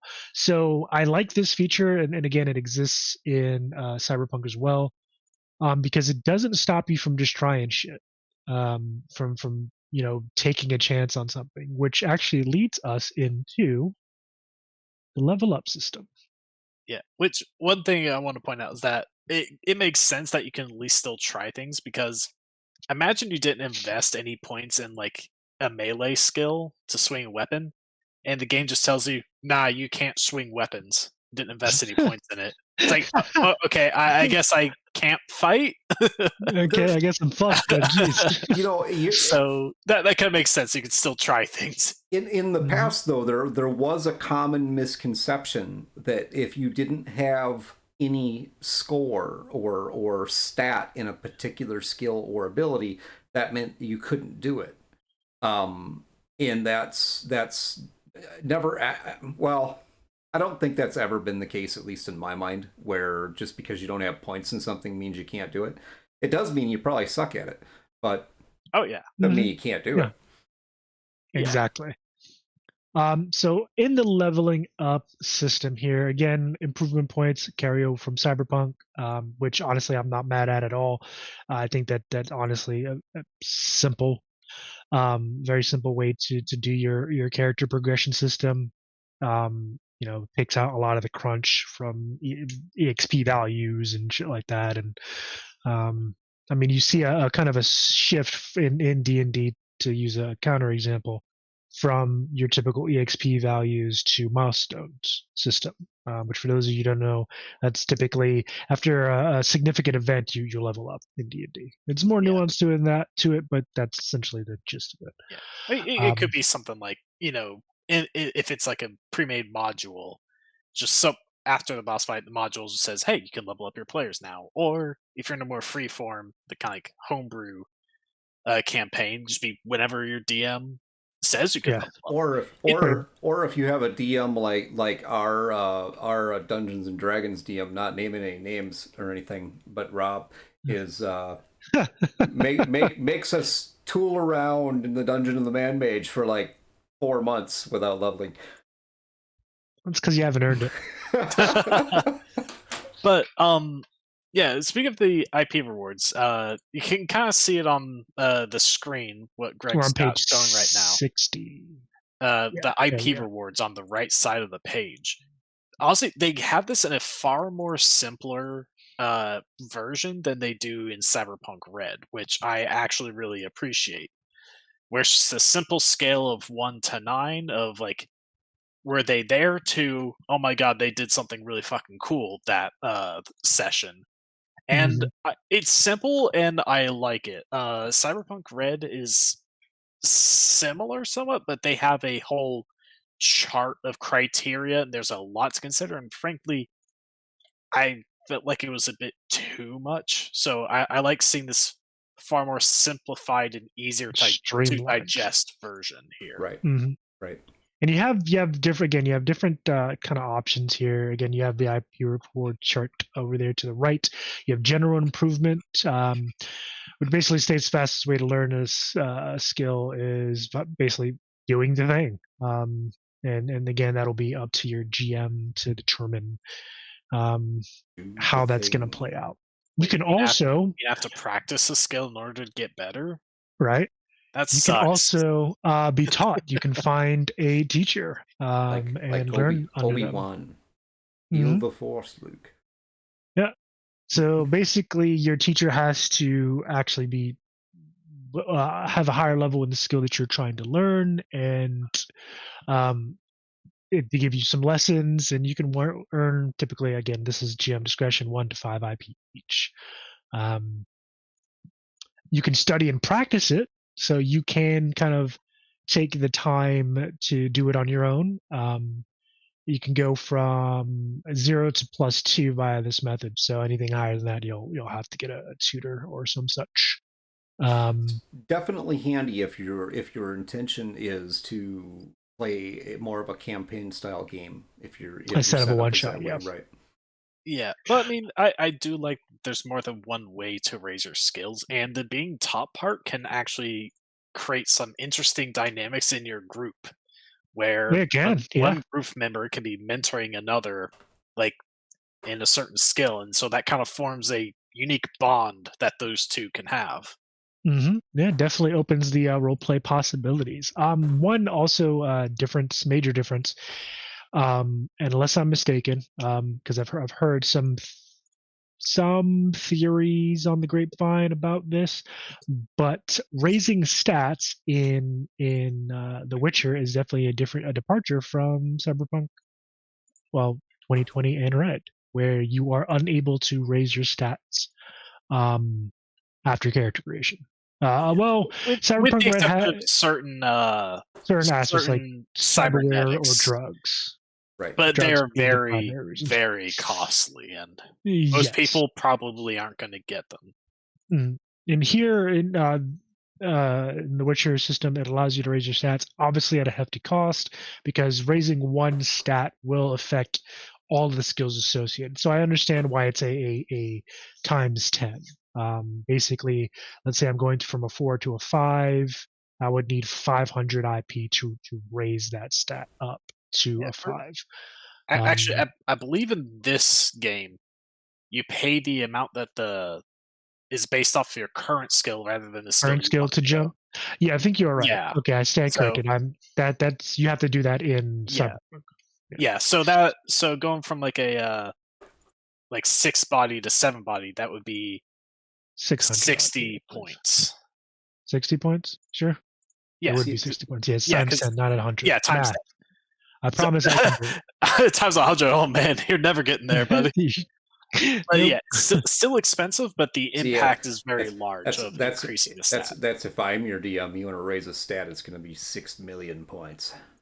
Yeah, and I'm the bad DM. I'm the worst DM. I think I might start looking for other games. No. You've been a great DM. Just my schedule isn't working out. Going on Reddit, like, all right, what games you guys got? Wow! I feel so loved, right? Yeah, I know, all the hard work we put into this. All right. Now it comes to reputation, because you just earned one, Matt. Yep. So now, again, like Cyberpunk Red, they do have a reputation system here in this game, which I like that they carried this, certain parts of, because they mesh well. So basically, your character can gain a level of reputation based on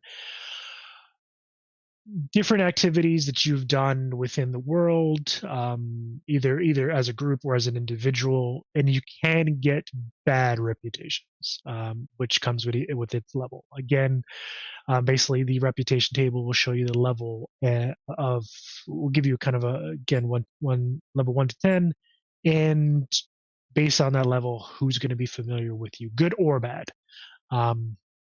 So at level 1, anyone who was there at the time, basically anyone who was present during whatever it is that you did. Level 10, your household name.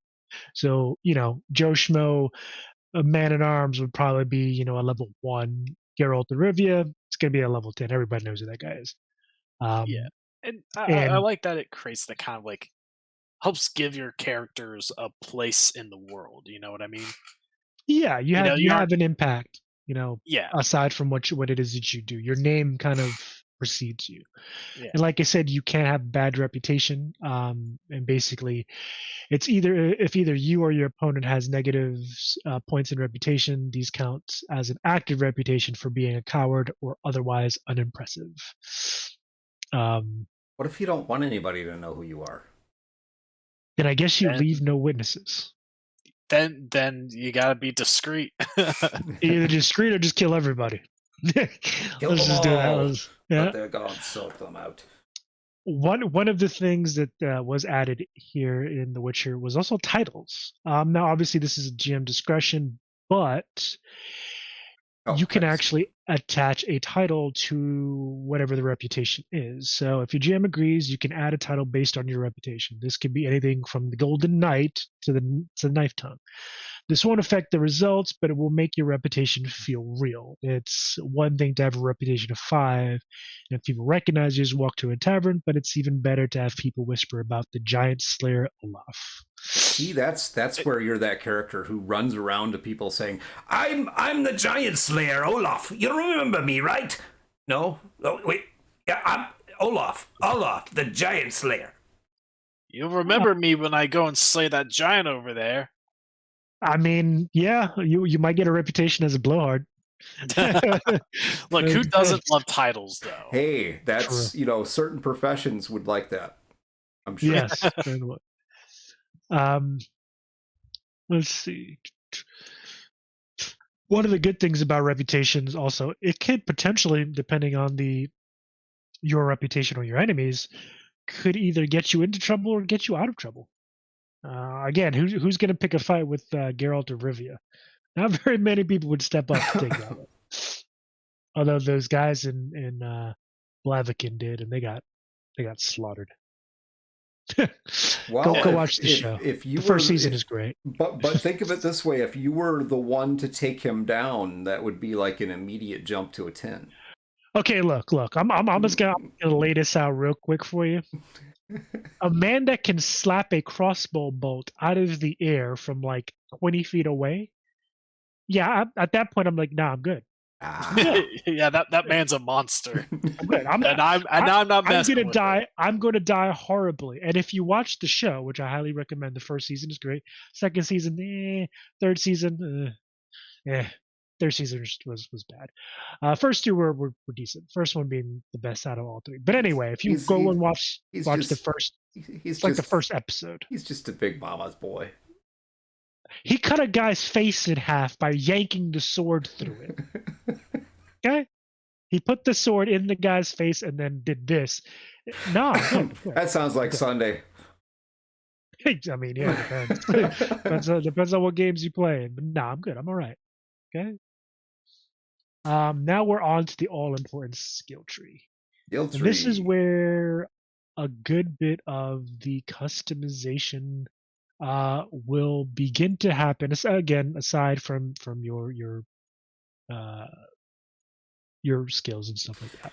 Hey, real quick, Rob. We should take just not a break, but just a couple of seconds here and just let everybody know. Thank you all for joining us tonight. Obviously, we've ran over for a bit, which we tend to. We have. There's a lot in this book, and I'll say we're just. We haven't even gone past essentially the character creation and character progression yet. There's a lot, yeah, and rightfully so. It's definitely worthwhile. But yeah, thank you guys for joining us tonight. Wow, my brain just said, "No, we're not doing this." Couple of housekeeping things. Tomorrow we are going to be returning to our Alien campaign, correct, Greg? Correct. Episode 4. Yes. Episode 4 of our Alien campaign. For those of you who are not up to speed, go ahead and watch the VODs, both here and on our YouTube. I'm pretty sure they're all posted, right? Yes. Okay. Well, not on the YouTube yet, but they will be shortly. Okay. They get in there. Here on Twitch. Yep. So next week, in terms of the update log, we will be. I'm tempted, honestly, to do a part 2 of The Witcher. Oh. Yeah, I'm tempted to Yeah, that's what we're gonna do. We're gonna do part 2 of the Witcher deep dive, because there's so much in this system that I'd want to do it justice. So we're gonna do a part 2 of the Witcher deep dive. However, we're also gonna have a special episode on Sunday, the 10th at noon EST. So at noon. So it's a bit of a departure from date and time of our usual airings, but we're gonna have a special episode. We're having a guest, Matthias Johnson. Oh, is it Johnson? It's Johnson or Johansson. I think it's Johnson. Johansson. I apologize. I've been only talking to the guy for like the last 2 days.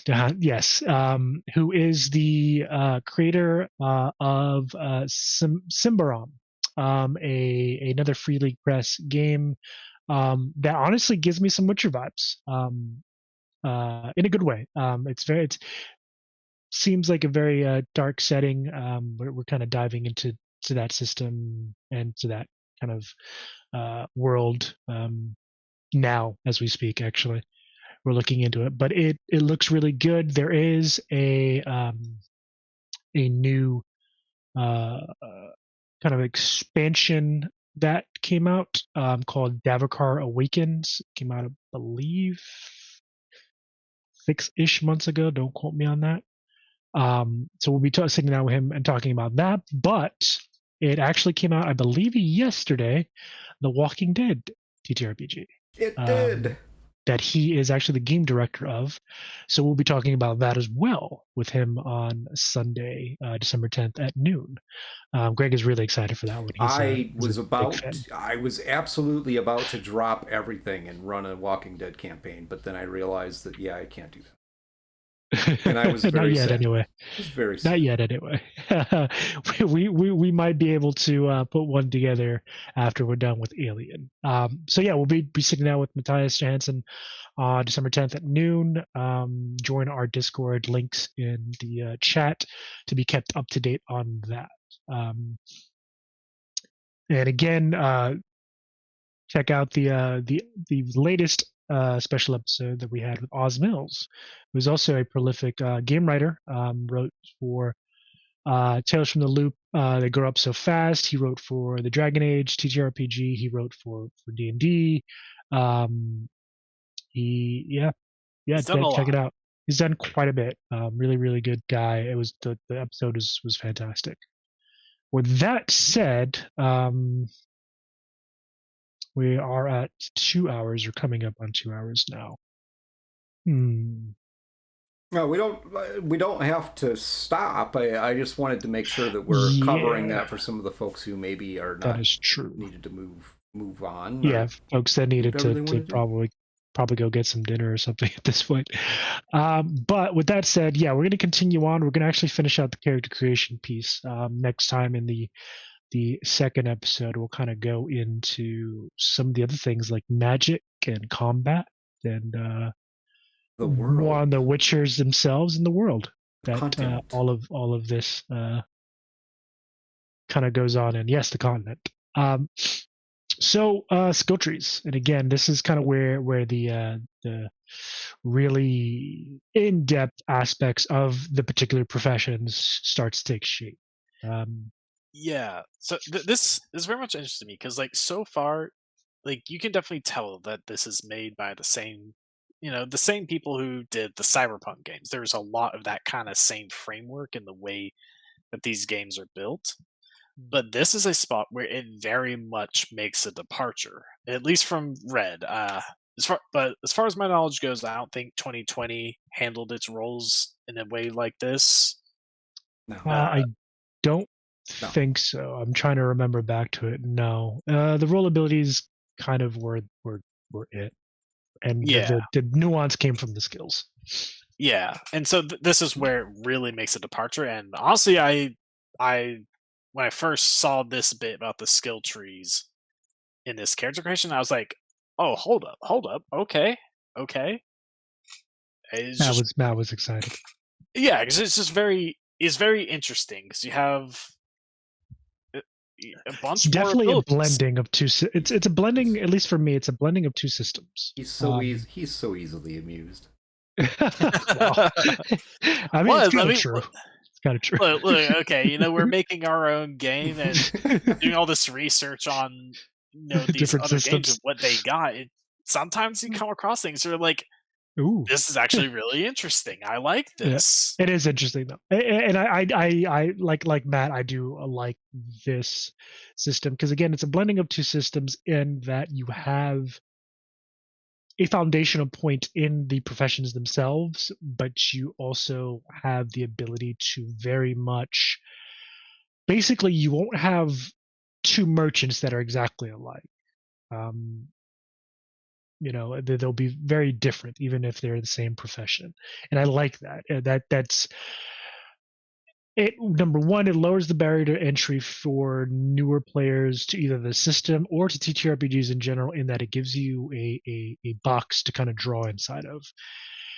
But it also allows us, the veteran, TTRPG players, or the veteran, players of The Witcher, access to that nuance and the adaptability and customizability within the skills, the skill list and the skill trees for each profession.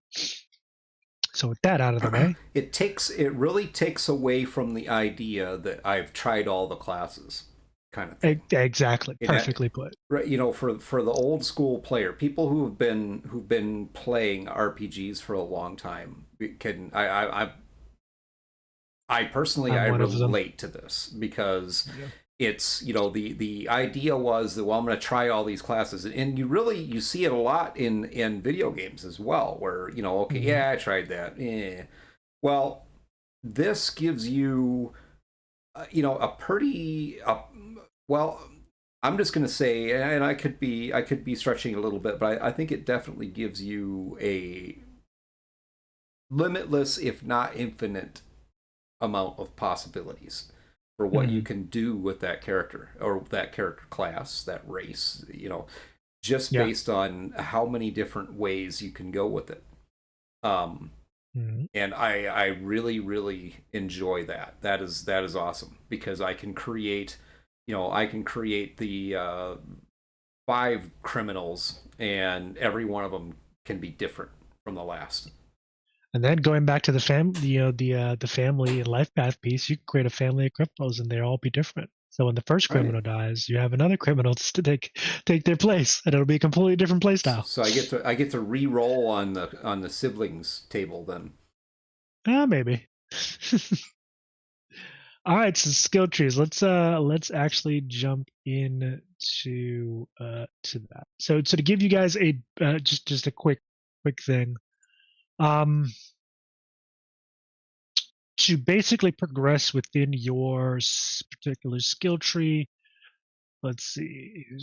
Yep, you use improvement points same way as you would any other skills. When you have 5 points in an ability, you can use the next ability in that profession at a value of 0. So each basically point in the skill tree, you'll have a +5 to whatever that particular skill is. At least that's kind of how it's sounding to me at this point. So and then each of these is its own unique skill, and which honestly I think is really cool because you have the main, like the defining skill, like up there you have the busking for the bard. The bard, yeah. Like every bard can do that, and that's like the starting point for every bard. But then you have this skill tree that adds more abilities unique to the bards. You have the Etbrut. Yep. Whatever you said there, Greg. I don't know. Parlez-vous français? I don't. And what I also like about these particular skill trees, and you'll see this in all the professions, is that each one of these trees plays into a different aspect of the profession, even up to a particular stat. So you have the charmer, which is empathy. You have the informant, which is intelligence. You have the manipulator, which goes back to empathy, but in a different way than the charmer. So, and that again, that's just the bard skill tree. We're going to see this throughout all of them. So, go ahead, man.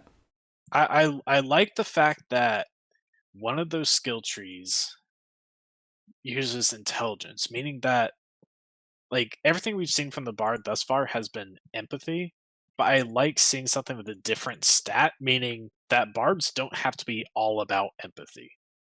A lot of them is, but there is a departure you can make. You can make Mhm. a bard that's more intelligent than they are empathetic, and they can be the informant and do the and work in that skill line.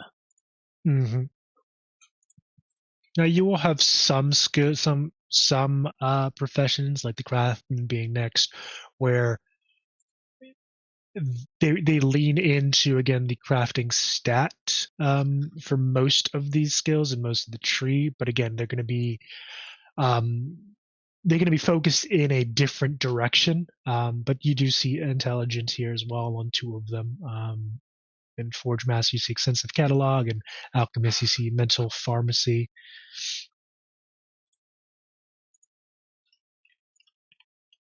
Um, but again, they're all in keeping with the defining skill and making that a little bit better in a particular direction. Almost like a Yeah, ultra specialization. Exactly. yeah. Yeah, Well, you're specializing now essentially. yeah. Well, one thing to note is that if you start going down one path, that does not lock you out of going down the other paths. No, yeah, you can The kind of sprinkle it all over the place if you wanted to. Yeah, like you could, assuming you had enough improvement points, fill out all of the skill trees. The only thing that limits your progression is that you have to get the first skills in a tree before you can get the later ones. So, like, say for the alchemist, you're going to need pump some points into mental pharmacy before you can try to get double dose or adaptation. So Yeah. you kind of need to work your way down, but you don't have to choose one tree only. So all I You want could, for Christmas is improvement points. yeah, like you could go like two down Forge Master and Alchemist, and then one down Improviser. It's it doesn't lock you down whatsoever, but you got to progress down each tree to get the stuff at the bottom. Yes.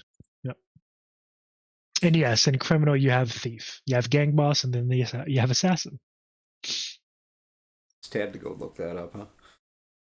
I mean, Matt mentioned it earlier. Because you're talking about like, no, let's not call the criminal a thief.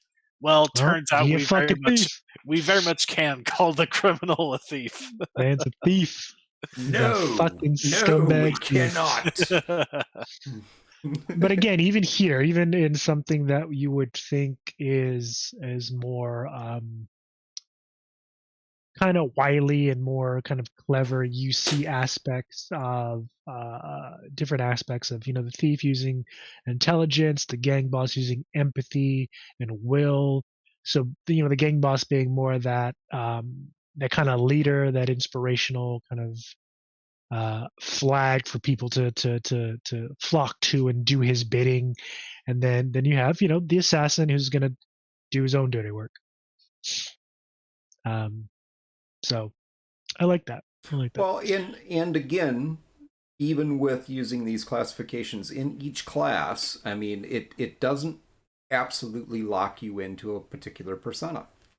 No, it doesn't. Oops. It gives you more options, more detailed options, and ideally, and in practice, more options to solve the problem.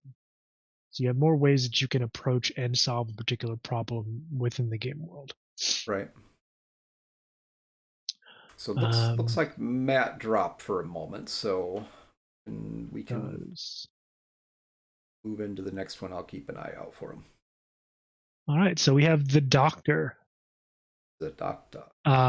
Yeah, the doctor again. They're defining skills, healing hands, and their different trees are the surgeon, chooses primarily intelligence until you get to effective surgery, which uses crafting.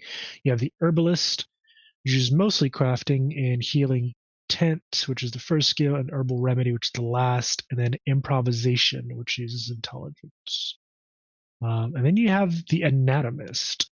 That kind of sounds like some Frankenstein stuff right there. The I'm gonna anatomist. you're gonna start putting pieces back on things that shouldn't be. But yeah, it uses primarily intelligence, which is bleeding wound, practical carnage, and creeping wound. All right, I'm back. Welcome back. We moved Am I back? on to the doctor. Yeah. Okay. Sorry about that. My internet's been spotty. Pretty much like 30 minutes before we started the streaming, my internet started getting spotty. It was fine all day, and now it decides to get uppity with me. No, this has to have a heart attack. Yeah. You're going to learn today. Pretty much. All right. So Matt, how about you talk about the mage skill tree? The mage. Okay. So so the mage has 3 skill lines: the politician, the scientist, and the archmage. So the politician is well the The scumbag. I like that the first ability is scheming. It's called scheming, which Very on brand. okay, yeah. It's talking about which just kind of focuses on a lot of these social skills: deceit, seduction, intimidation, or persuasion against targeted from their obversations about of how the target works. Pretty much, you kind of gotta observe someone and then learn to kind of deal with them. You have so that's a very kind of social type. Uh, it's a social type skill tree, kind of dealing with people and uh, dealing with people, spreading information throughout a place, stuff like that. You have the scientist, and this one is based around a kind of it's kind of a crafting one, so you can make some reverse engineering uh, to finish studying alchemical solutions, so you can learn to create it better, getting a bonus +3 to trying to craft that formula. Distillation. I found my role. Yeah, brewer. I have to be a mage just so I can make moonshine. Yeah. it's an art.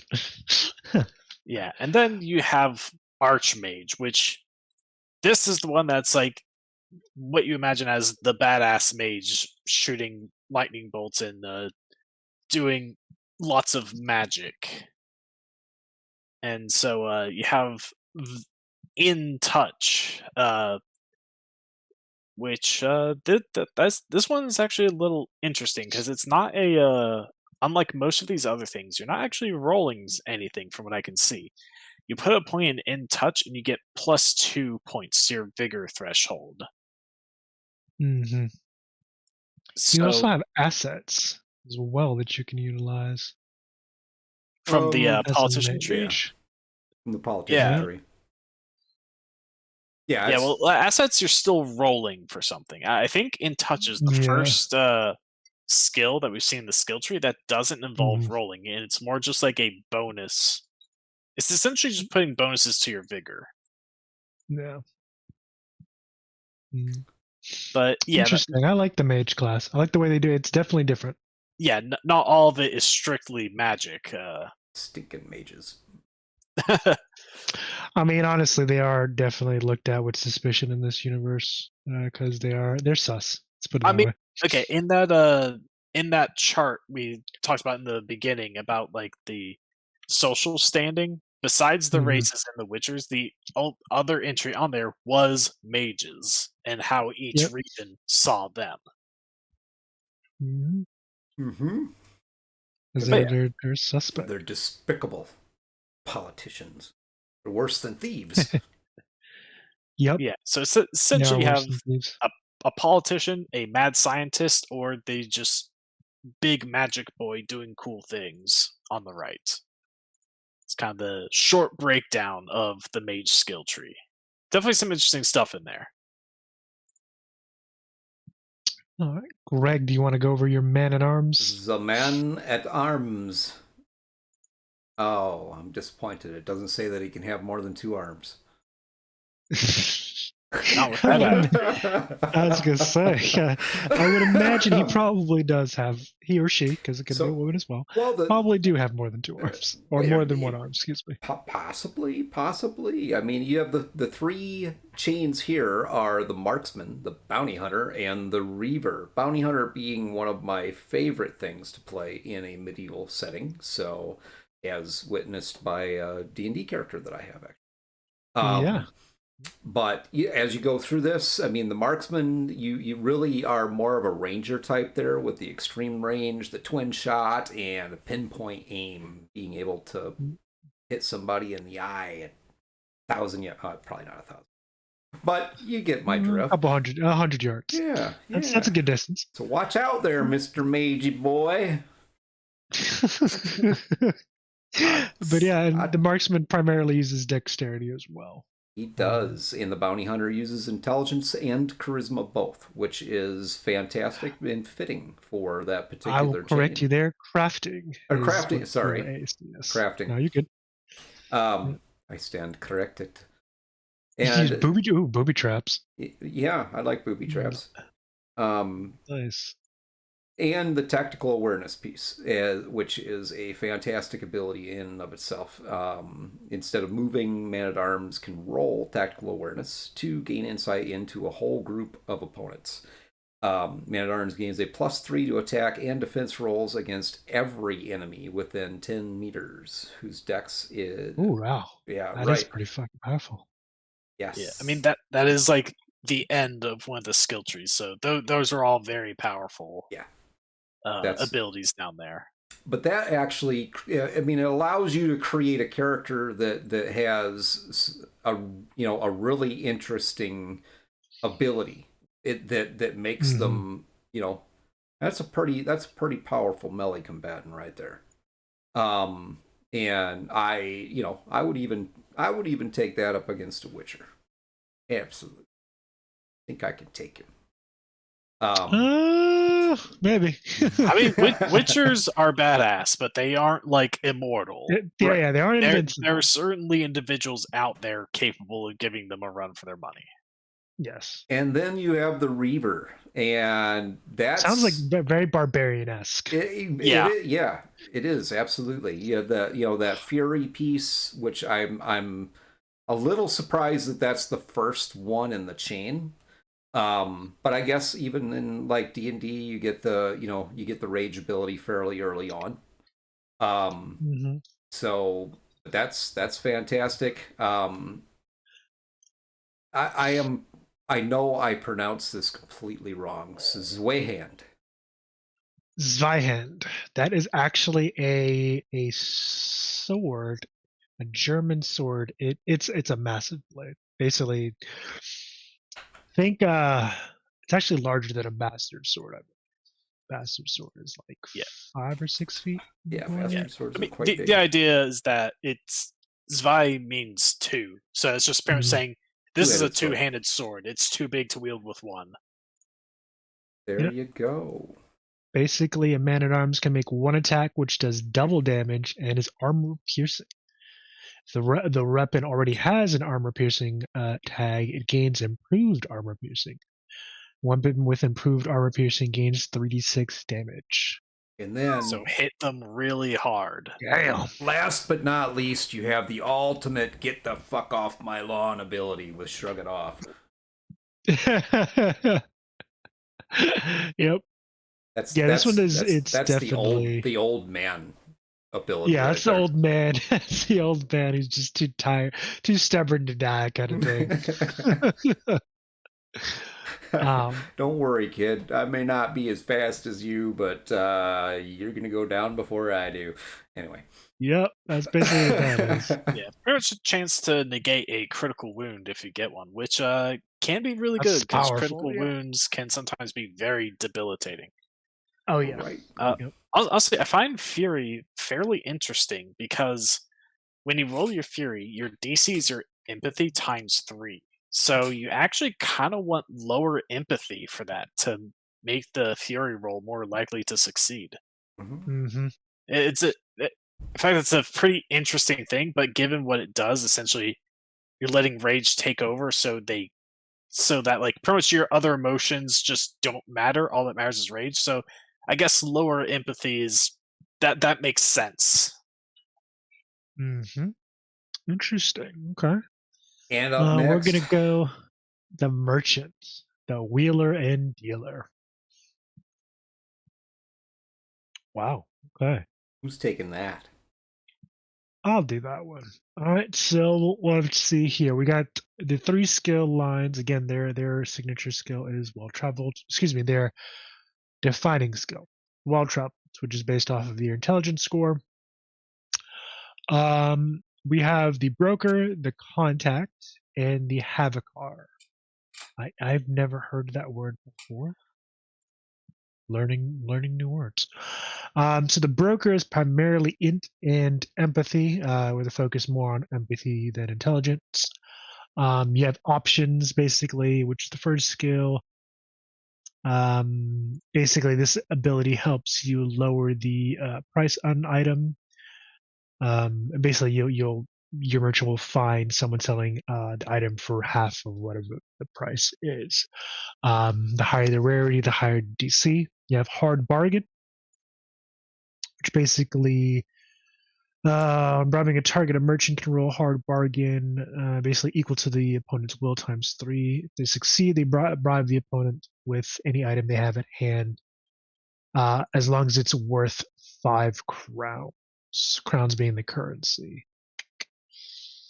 The object actually always grants a +3 to persuasion. Oh, nice. Okay. They have promise. Basically, you're trying to bribe someone with a promise, kind of an IOU, essentially. The contact. What was that? I was about to say it kind of makes me think you're like buying it. So like sell me that thing at this price. You can have this fancy little juice box I got here all for yourself. Well, they do say the I more haven't even unwrapped the ridiculous. straw yet. Yeah, more ridiculous the bribe, the DC goes up by 5. So I don't know if the juice box is gonna get you very far, my man. You can Listen, try it's though. not impossible. So, no, it's not impossible. You are correct. Just improbable. So the contact has rookery, which let's see. The merchant can make a rookery roll at a DC based on the settlement they are in to gain aid from one urchin or vagrant. Huh. Basically, they can consult these individuals, which will give you a +1 per person on streetwise rolls, and they'll take a crown in payment. So basically, you'll kind of get some connections in the lower bellies of society with that ability. The insider can convince a person to spy for them. Oh, okay. So you can gain some. You can start building your spy network with the merchant. Honestly, in most games or universes, the merchants you typically make up the bulk of a spy network. So that's definitely in keep. Got even some treasure maps. Basically, this allows the merchant to detect the location of relic items or locate ruins or know about ruins that may contain something useful. But keep in mind, most of these locations are probably going to be out of the way and dangerous and requiring a quest. So again, that adds roleplay opportunities there. Huh. Interesting. And the Havocar. Well, this is going to be an interesting one. So, on first entering a settlement, a merchant can spend an hour spreading word of their arrivals. So, this kind of sounds like a hawker. And basically, what a hawker is essentially kind of like a crier of goods. Basically, it's not that. It's someone kind of walking around, typically in towns, not only displaying their goods, but like loudly proclaiming what they've got for sale. Kind of like a street merchant, essentially. For those of you who ever lived in the city and seen those people laying out like blankets with like the bootleg DVDs on them. Yeah, it's essentially what that is. He's a bootlegger. Could be, could Or be. Fence is the next ability, which obviously that's self-explanatory. Basically, you're trying to sell ill-gotten booty, probably stolen by your group's thief, um, to people. And then a warrior's debt. This is an interesting one. A merchant can roll a warrior's debt to call on a fighter who owes them. Split your roll between the 3 sections on the warrior table. Okay, so that's up there. And the warrior will work for you for a number of days. So you can have your own little henchman for a little bit. Okay. Okay. Huh. That's interesting. I like this one. This one's definitely for those in the group who like to, along with the bard, who kind of like to interact with folk. Okay. Who wants to take on the priest? I'll take that one. How did I know? Oh, look, we're going on a bit of a rotation. It's my turn, all right. But so thank you for the so work the and priest, you have the preacher, the druid, and the fanatic. So the preacher, this first thing is divine power. It's kind of like that. It's kind of like that thing from the mage where you can increase your vigor. So just you're able to do a bit more casting with that. Divine authority is pretty much just being like a leadership for your faith. So, and get bonuses to your leadership roles in an area where your religion is worshipped. It's like He-Man holding up the sword of Grayskull. Yeah, the people have to worship the sword of Grayskull. Then the interesting one is precognition, which this is essentially just getting a message from your god or a vision or something like that. Obviously, it's whatever the GM decides to tell you, and it does leave you into catatonic state for 3 rounds. So probably best not to try to do it in the middle of a fight unless you're really, really desperate and really trust your allies to protect you. Or just a lazy bastard. Oh shit! Nah. It looks like the priest passed out again. Would Not you look at relieving him there that? this time. Just takes a nap right in the middle of the fight. Yeah, I'm relieving his ass there this time. Fuck him. Yeah. So then you have the druid, which druids are always all about nature. It's first thing nature attunement. It's essentially, honestly, it's kind of the same thing as divine power, but they can stack the 2 of them. So you can actually get quite a lot of vigor if you invest your points into these 2 with the druid. You have read nature, which is just kind of reading signs around you to see. It's a bit of a kind of like a perception type thing, where you're just reading nature to see what's been happening in the area. Good, good for like tracking stuff like that. They have animal compact, which is very good. Pretty much get a little animal friend for X amount of hours, however many whatever your skill level in animal compact is. Who would Which could be ever? pretty good. What? Who wants a little furry follow him around? Everyone does. People love having a little animal sidekick. No. And then you have the fanatic, which have blood rituals, which that one's pretty interesting. This pretty is much the letting one. you. This is the one right here. Yeah, pretty much letting you use HP instead of alchemical. Instead of like using your alchemical substances for your spells. The typical type of things you would need for like rituals. Other members of the party. Yeah. So I mean, we haven't gone into magic yet, but rituals commonly require some alchemical reagents. But this one lets you just use some of your blood instead. Then you have fervor. That doesn't sound sanitary. It doesn't. I mean, definitely, fanatics rarely are. I don't know about that. I mean, I've seen fanatics fanatics that like hoard hand sanitizer. So I mean, come on. Yeah, Fervor lets you grant some temporary health points to a couple targets. Funny thing is, you have to roll against their intelligence times 3. So essentially, the dumber the person is, the better for you. The Hmm. And word then, of God. yeah, essentially, This is just bullshit people into believing that you're speaking directly for their god. this is no bullshit.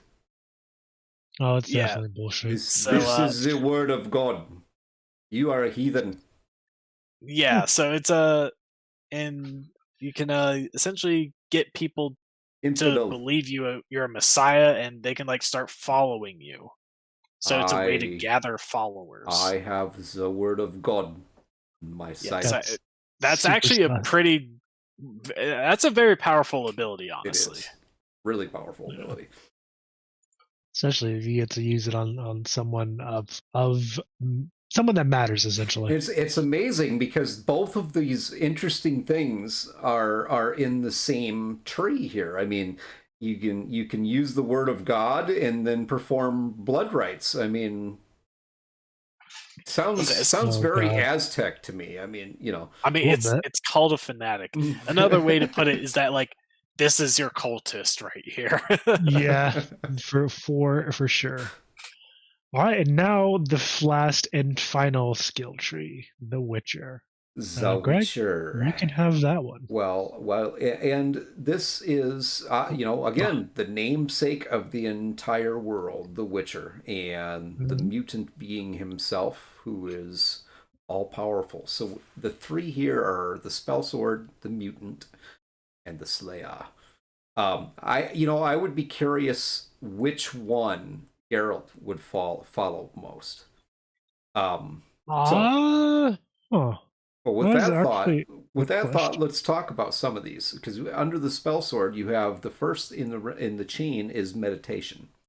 So Mm, the meditative state, when the Witcher enters that meditative state, the benefits of sleeping, but also he gains the benefits of sleeping, but also is allowed to remain vigilant. So it's like sleeping with your eyes open in a weird way. Um, which would be pretty cool in some instances because you can get all the benefits of sleep. One of the issues that we run into with like D&D games is that whole short rest versus long rest scenario, and this guy can just take his rest while he's riding on the horse. hmm Magical source, the second one down in there. Your body becomes more used to the effort involved with using magic. So for every 2 points a Witcher has in magical source, they gain 1 point of vigor, or an additional point to their vigor threshold. And unfortunately, there's a skill with the mage that actually kind of tops this one, I think. But this one's still pretty cool. When the ability reaches level 10, your maximum vigor threshold becomes 7. The skill can be trained like other skills as well. And then you have heliotrope, uh, which, by the way, if you notice here, both of these first two are not at all tied to anything. They are just abilities, standalone, that give you bonuses, more or less. Heliotrope is tied to will. So when the Witcher is targeted by a spell, invocation, or a hex, they can roll their heliotrope to attempt to negate the effect, which that's some pretty That's cool really stuff. powerful. You bet. Yeah. And I think you've seen, anybody who's watched the series on TV has probably witnessed that with Geralt being able to resist spells or hexes or whatever it Kind of happens shrunk to them be. off. Yep, Yeah. yep. And the second tree there is the mutant. hmm This kind of encompasses the whole alcohol and poisoning thing from potions with iron stomach because they gain this resistance to toxin. They can adapt basically to toxins, which can endure a 5% more toxicity from drinking potions and Decoctions. decoctions at level Yes. 1 and 5% every 2 levels thereafter. At level 10, which maximizes the toxicity in increases one last time to 150%. So, oof, yeah, That's pretty much an absolutely. immunity. Most part, yeah. Second in the line there is frenzy. So when poisoned, first you gotta poison them first, but the Witcher goes into a frenzy and deals an extra 1 melee damage per level in frenzy. While in a frenzy, your single goal is to get to that place of safety or kill the target that poisoned you. When the poison wears off, the frenzy ends. So stay poisoned, my friend. Um, and last but not least is transmutation, obviously tied to the body skill. Oddly, I don't think I've seen any other ones in here that have been tied to body. No, Hmm. not really. So that's Um, well, that definitely makes transmutation unique for The Witcher and all the classes, really. But yeah. when when taking decoctions, Witcher can roll transmutation at DC 18. Success allows their body to assimilate slightly more of the mutagen than usual and gain a bonus based on which deconcoction they take. So the decoctions last half as long as it normally would, and extra mutations are too subtle to spot. And I will actually correct you there. So the Man at Arms actually has two abilities that are Oh, does static he? to. Yeah, it's Zweihander and Shrug It Off. So it's looking Uh, like those who are a little bit more physical in nature. are getting the body skill. Yeah, Yeah, and I did Man at Arms as well. So let that tell you. and it tells me you're old. But to actually point out something to answer your earlier question, Geralt, eh, and this is because of who he is. He is a combination of all three. But if I had to state which one I think he leans more towards, Mm-hmm. it's a combination of Spell Sword and Slayer.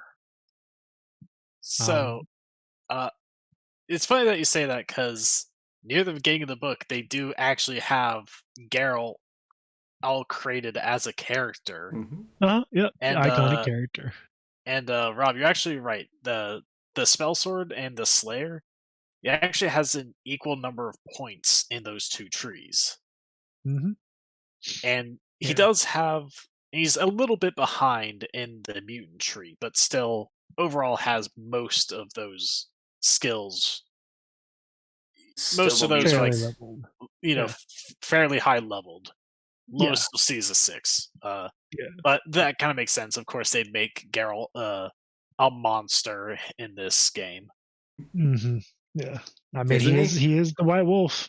Isn't he? Yeah, I mean, come Yeah. on, isn't he? I mean, he does what he's got to do. All right.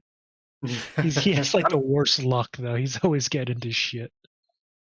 Well, Um, that's a typical hero story, I think. Um, yeah. Yeah. It's either you have what appears to be bad luck, where you're at the right place at the wrong time, depending on how you want to look at it, or you get yourself into the trouble because you're the hero. Um, so it's either shit happens to you and you're reacting, or you go looking for shit and you're reacting. Um, so but yeah, take continue, that Greg. Slayer tree away. Go for it. All right, so Slayer, parry arrows. So again, if you've seen the show, this is probably what he did. Witcher can roll parry arrows at a -3 to deflect physical projectiles. When parrying, the Witcher can choose a target within 10 meters. That target must take a defense action against the Witcher's parry arrow roll or be staggered by the flying projectile. So not only can you parry shit, but you can redirect the missile to stagger someone else within 10 meters. That's definitely in keeping with the Witchers, because again, these guys are no longer human in every sense of the word. They move faster, they're stronger, they age slower, they see better, hear better, smell better, all of it. Um, They're a thing. I mean, yeah, that's essentially how they're viewed by most people. Quick Strike, which goes off of your reflex. So the first one was Dex, the second one was Reflex. After Witcher takes their turn, they can spend 5 stamina and make a Quick Strike roll at a DC equal to their opponent's Reflex times 3. On a success, they make another single strike in that round. So this is kind of the multi-attack one. Ooh, and this would go really well with someone who's dual wielding. Whoa. We'll get to that more in episode 2 of the Witcher Deep Dive, because there are different schools for the Witcher that allow you to do different things. So basically, this attack must be made against the opponent they rolled against, but can include disarms, trips, and other attacks. Oh, so you get some variety. So nice. And then Whirl. Again, goes off your reflex. By spending 5 stamina per round, a Witcher can start a Whirl, where the Witcher makes one attack against everyone within sword range each turn, with their Whirl roll attacking as the attack roll. Or, sorry, their Whirl roll acting as the attack roll. The Witcher can only maintain this Whirl, dodge, and move 2 meters each round. Doing anything else or being hit halts the whirl. So basically, this turns you into a whirling dervish of steel. Thematically, that's really fucking dope. It's like you're just just turn going into from the Tasmanian enemy to devil enemy. from Looney Tunes. That's Yeah, essentially what you're doing. Yeah, you're moving from enemy to enemy, kind of like. So again, if you ever watched the show, I think the whirl you can see that in the ballroom scene in the first season. For those of you who know, you know, he just moves from person to person, just cutting through them like they're fucking nothing.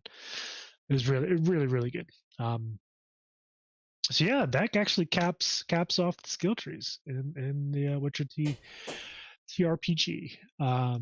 So again, we have some more stuff to go into for those of you who are still with us. We will be returning next Wednesday at 8 p.m. EST to go over episode 2 of the Witcher Deep Dive, where we're going to go over the magic, the crafting system, and I'm really excited about the crafting system because it's actually one that's well done, combat, and the world of the Witcher and the continent. We're also going to kind of tuck into more of the Witcher profession itself, as as is kind of expected, the Witchers kind of have a little bit more going on than most of the other professions. I And think is if the name of the game. like if we have time, we might go through and actually just create a character. Yeah, I'd be So we actually can down for that. Creating a character. see that process in action and go through and just have that opportunity to take a look at it and see what that's like. Walk through and do it. For sure. But again, I know this is definitely way past our usual time. So thank you guys for sticking with us and checking it out, and being here for us as we go through the Witcher TRPG from Artal Saurian Games. Again, we will be returning for the part 2 next Wednesday, the 6th. Finish off the deep dive into the system, and again potentially create some characters of our own, go through the character creation process with you guys live, and then we will be having our special episode the 10th, which is a Sunday at noon EST, with Matthias Johansson, the creator of Symbarom. And we'll be talking with him about the latest expansion in regards to that, Davokar Awakens, and we will be talking about the Walking Dead RPG that just released yesterday, as he is the game director for that one. So he'll have stuff that now that the game's out, he can talk about it. But with that said, Greg, you want to fill the watchers in on what's coming down the pipe for our RPG stream? Well, for tomorrow night, we are rolling into episode 4 of our Alien campaign, UAS Wisp. That is a 5-part episode, so these next 2 episodes you definitely want to catch because they're going to be good. It's going to be the climactic piece that everyone's been waiting for. Once we finish this run for Alien, We have a couple of options out there that we haven't really landed on yet what we're going to do next. But I expect that we will be announcing that very soon, what will be next run piece to it. A lot of options. We do have to do at least a one-shot run of The Witcher, which I'm thinking we want to do a little bit more with that, since we are putting together a campaign module to be ran with the Witcher system.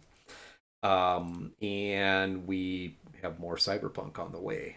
So, and a few other systems that we need to try out, because as we have been talking with each one of the authors and creators that we bring on the show, we also like to showcase the games that they're tied to. We're not always going to be able to showcase all of them, because some of these guys have done a lot of writing, really awesome stuff. So, you know, if we go through and count some of those things, such as like Thomas Ferenstem, which we had on 2 weeks ago, as a CEO and one of the head designers and creators for Free League Press, is a lot of titles under his belt, and even Oz, who just met with last week, has a lot of titles and really good stuff under his belt. And he's written, yeah. So we will get to them as we can. For right now, we'll stick with what we basically have already locked ourselves into. I would like to say, though, if you would like to tie into what is going on in our community, have a little heads up, maybe even an opportunity to meet some of these people if you have not met them, please do join our Discord, and jump in there. Let us know what you like, what you don't like. Let's talk. Yeah, for sure. Join Discord. Again, you'll have direct access to the folks that we've been talking with. A few of them. Oz is definitely, he's part of our Discord. We have I believe Rob Barefoot, who is a community manager for Art Talsorian, also is part of our Discord. So again, if you want to, shoot out some questions for these folks, you're gonna have to be part of the Discord to get access to them. There's the link. So there we go. Infinity Core, thanks for joining us. And again, thanks for joining the Discord. So yeah, that's kind of it for us for tonight. Again, I know it was a bit of a longer episode. Thanks for sticking with us. You guys have worn the old man out tonight. Yeah, I think between me and Gray, we had to go find some dinner because I'm hungry. I think we're all hungry at this point. Yeah. But yeah, thanks again, guys, for joining us for episode 29, not 28, 29 of the episode log. Next Wednesday will be up 30 episodes. Damn. There you go. I was going to say, we'll get this out of the way now so Rob doesn't get confused. Next week is episode 30. Yeah, we'll be wrapping up the deep dive of the Witcher TRPG and doing a little bit of character creation of our own. See if we can create some fun characters. Perhaps those characters will make a showing in our Witcher campaign. Who knows? Anyway, you guys have a good night. Join us again tomorrow at 8 o'clock for episode 4 of our Alien campaign. With that, I wish you all a good evening, and I will talk to you tomorrow. Yep. Have a fantastic evening, everybody. Thank you very much for being here tonight. Yep. See you guys.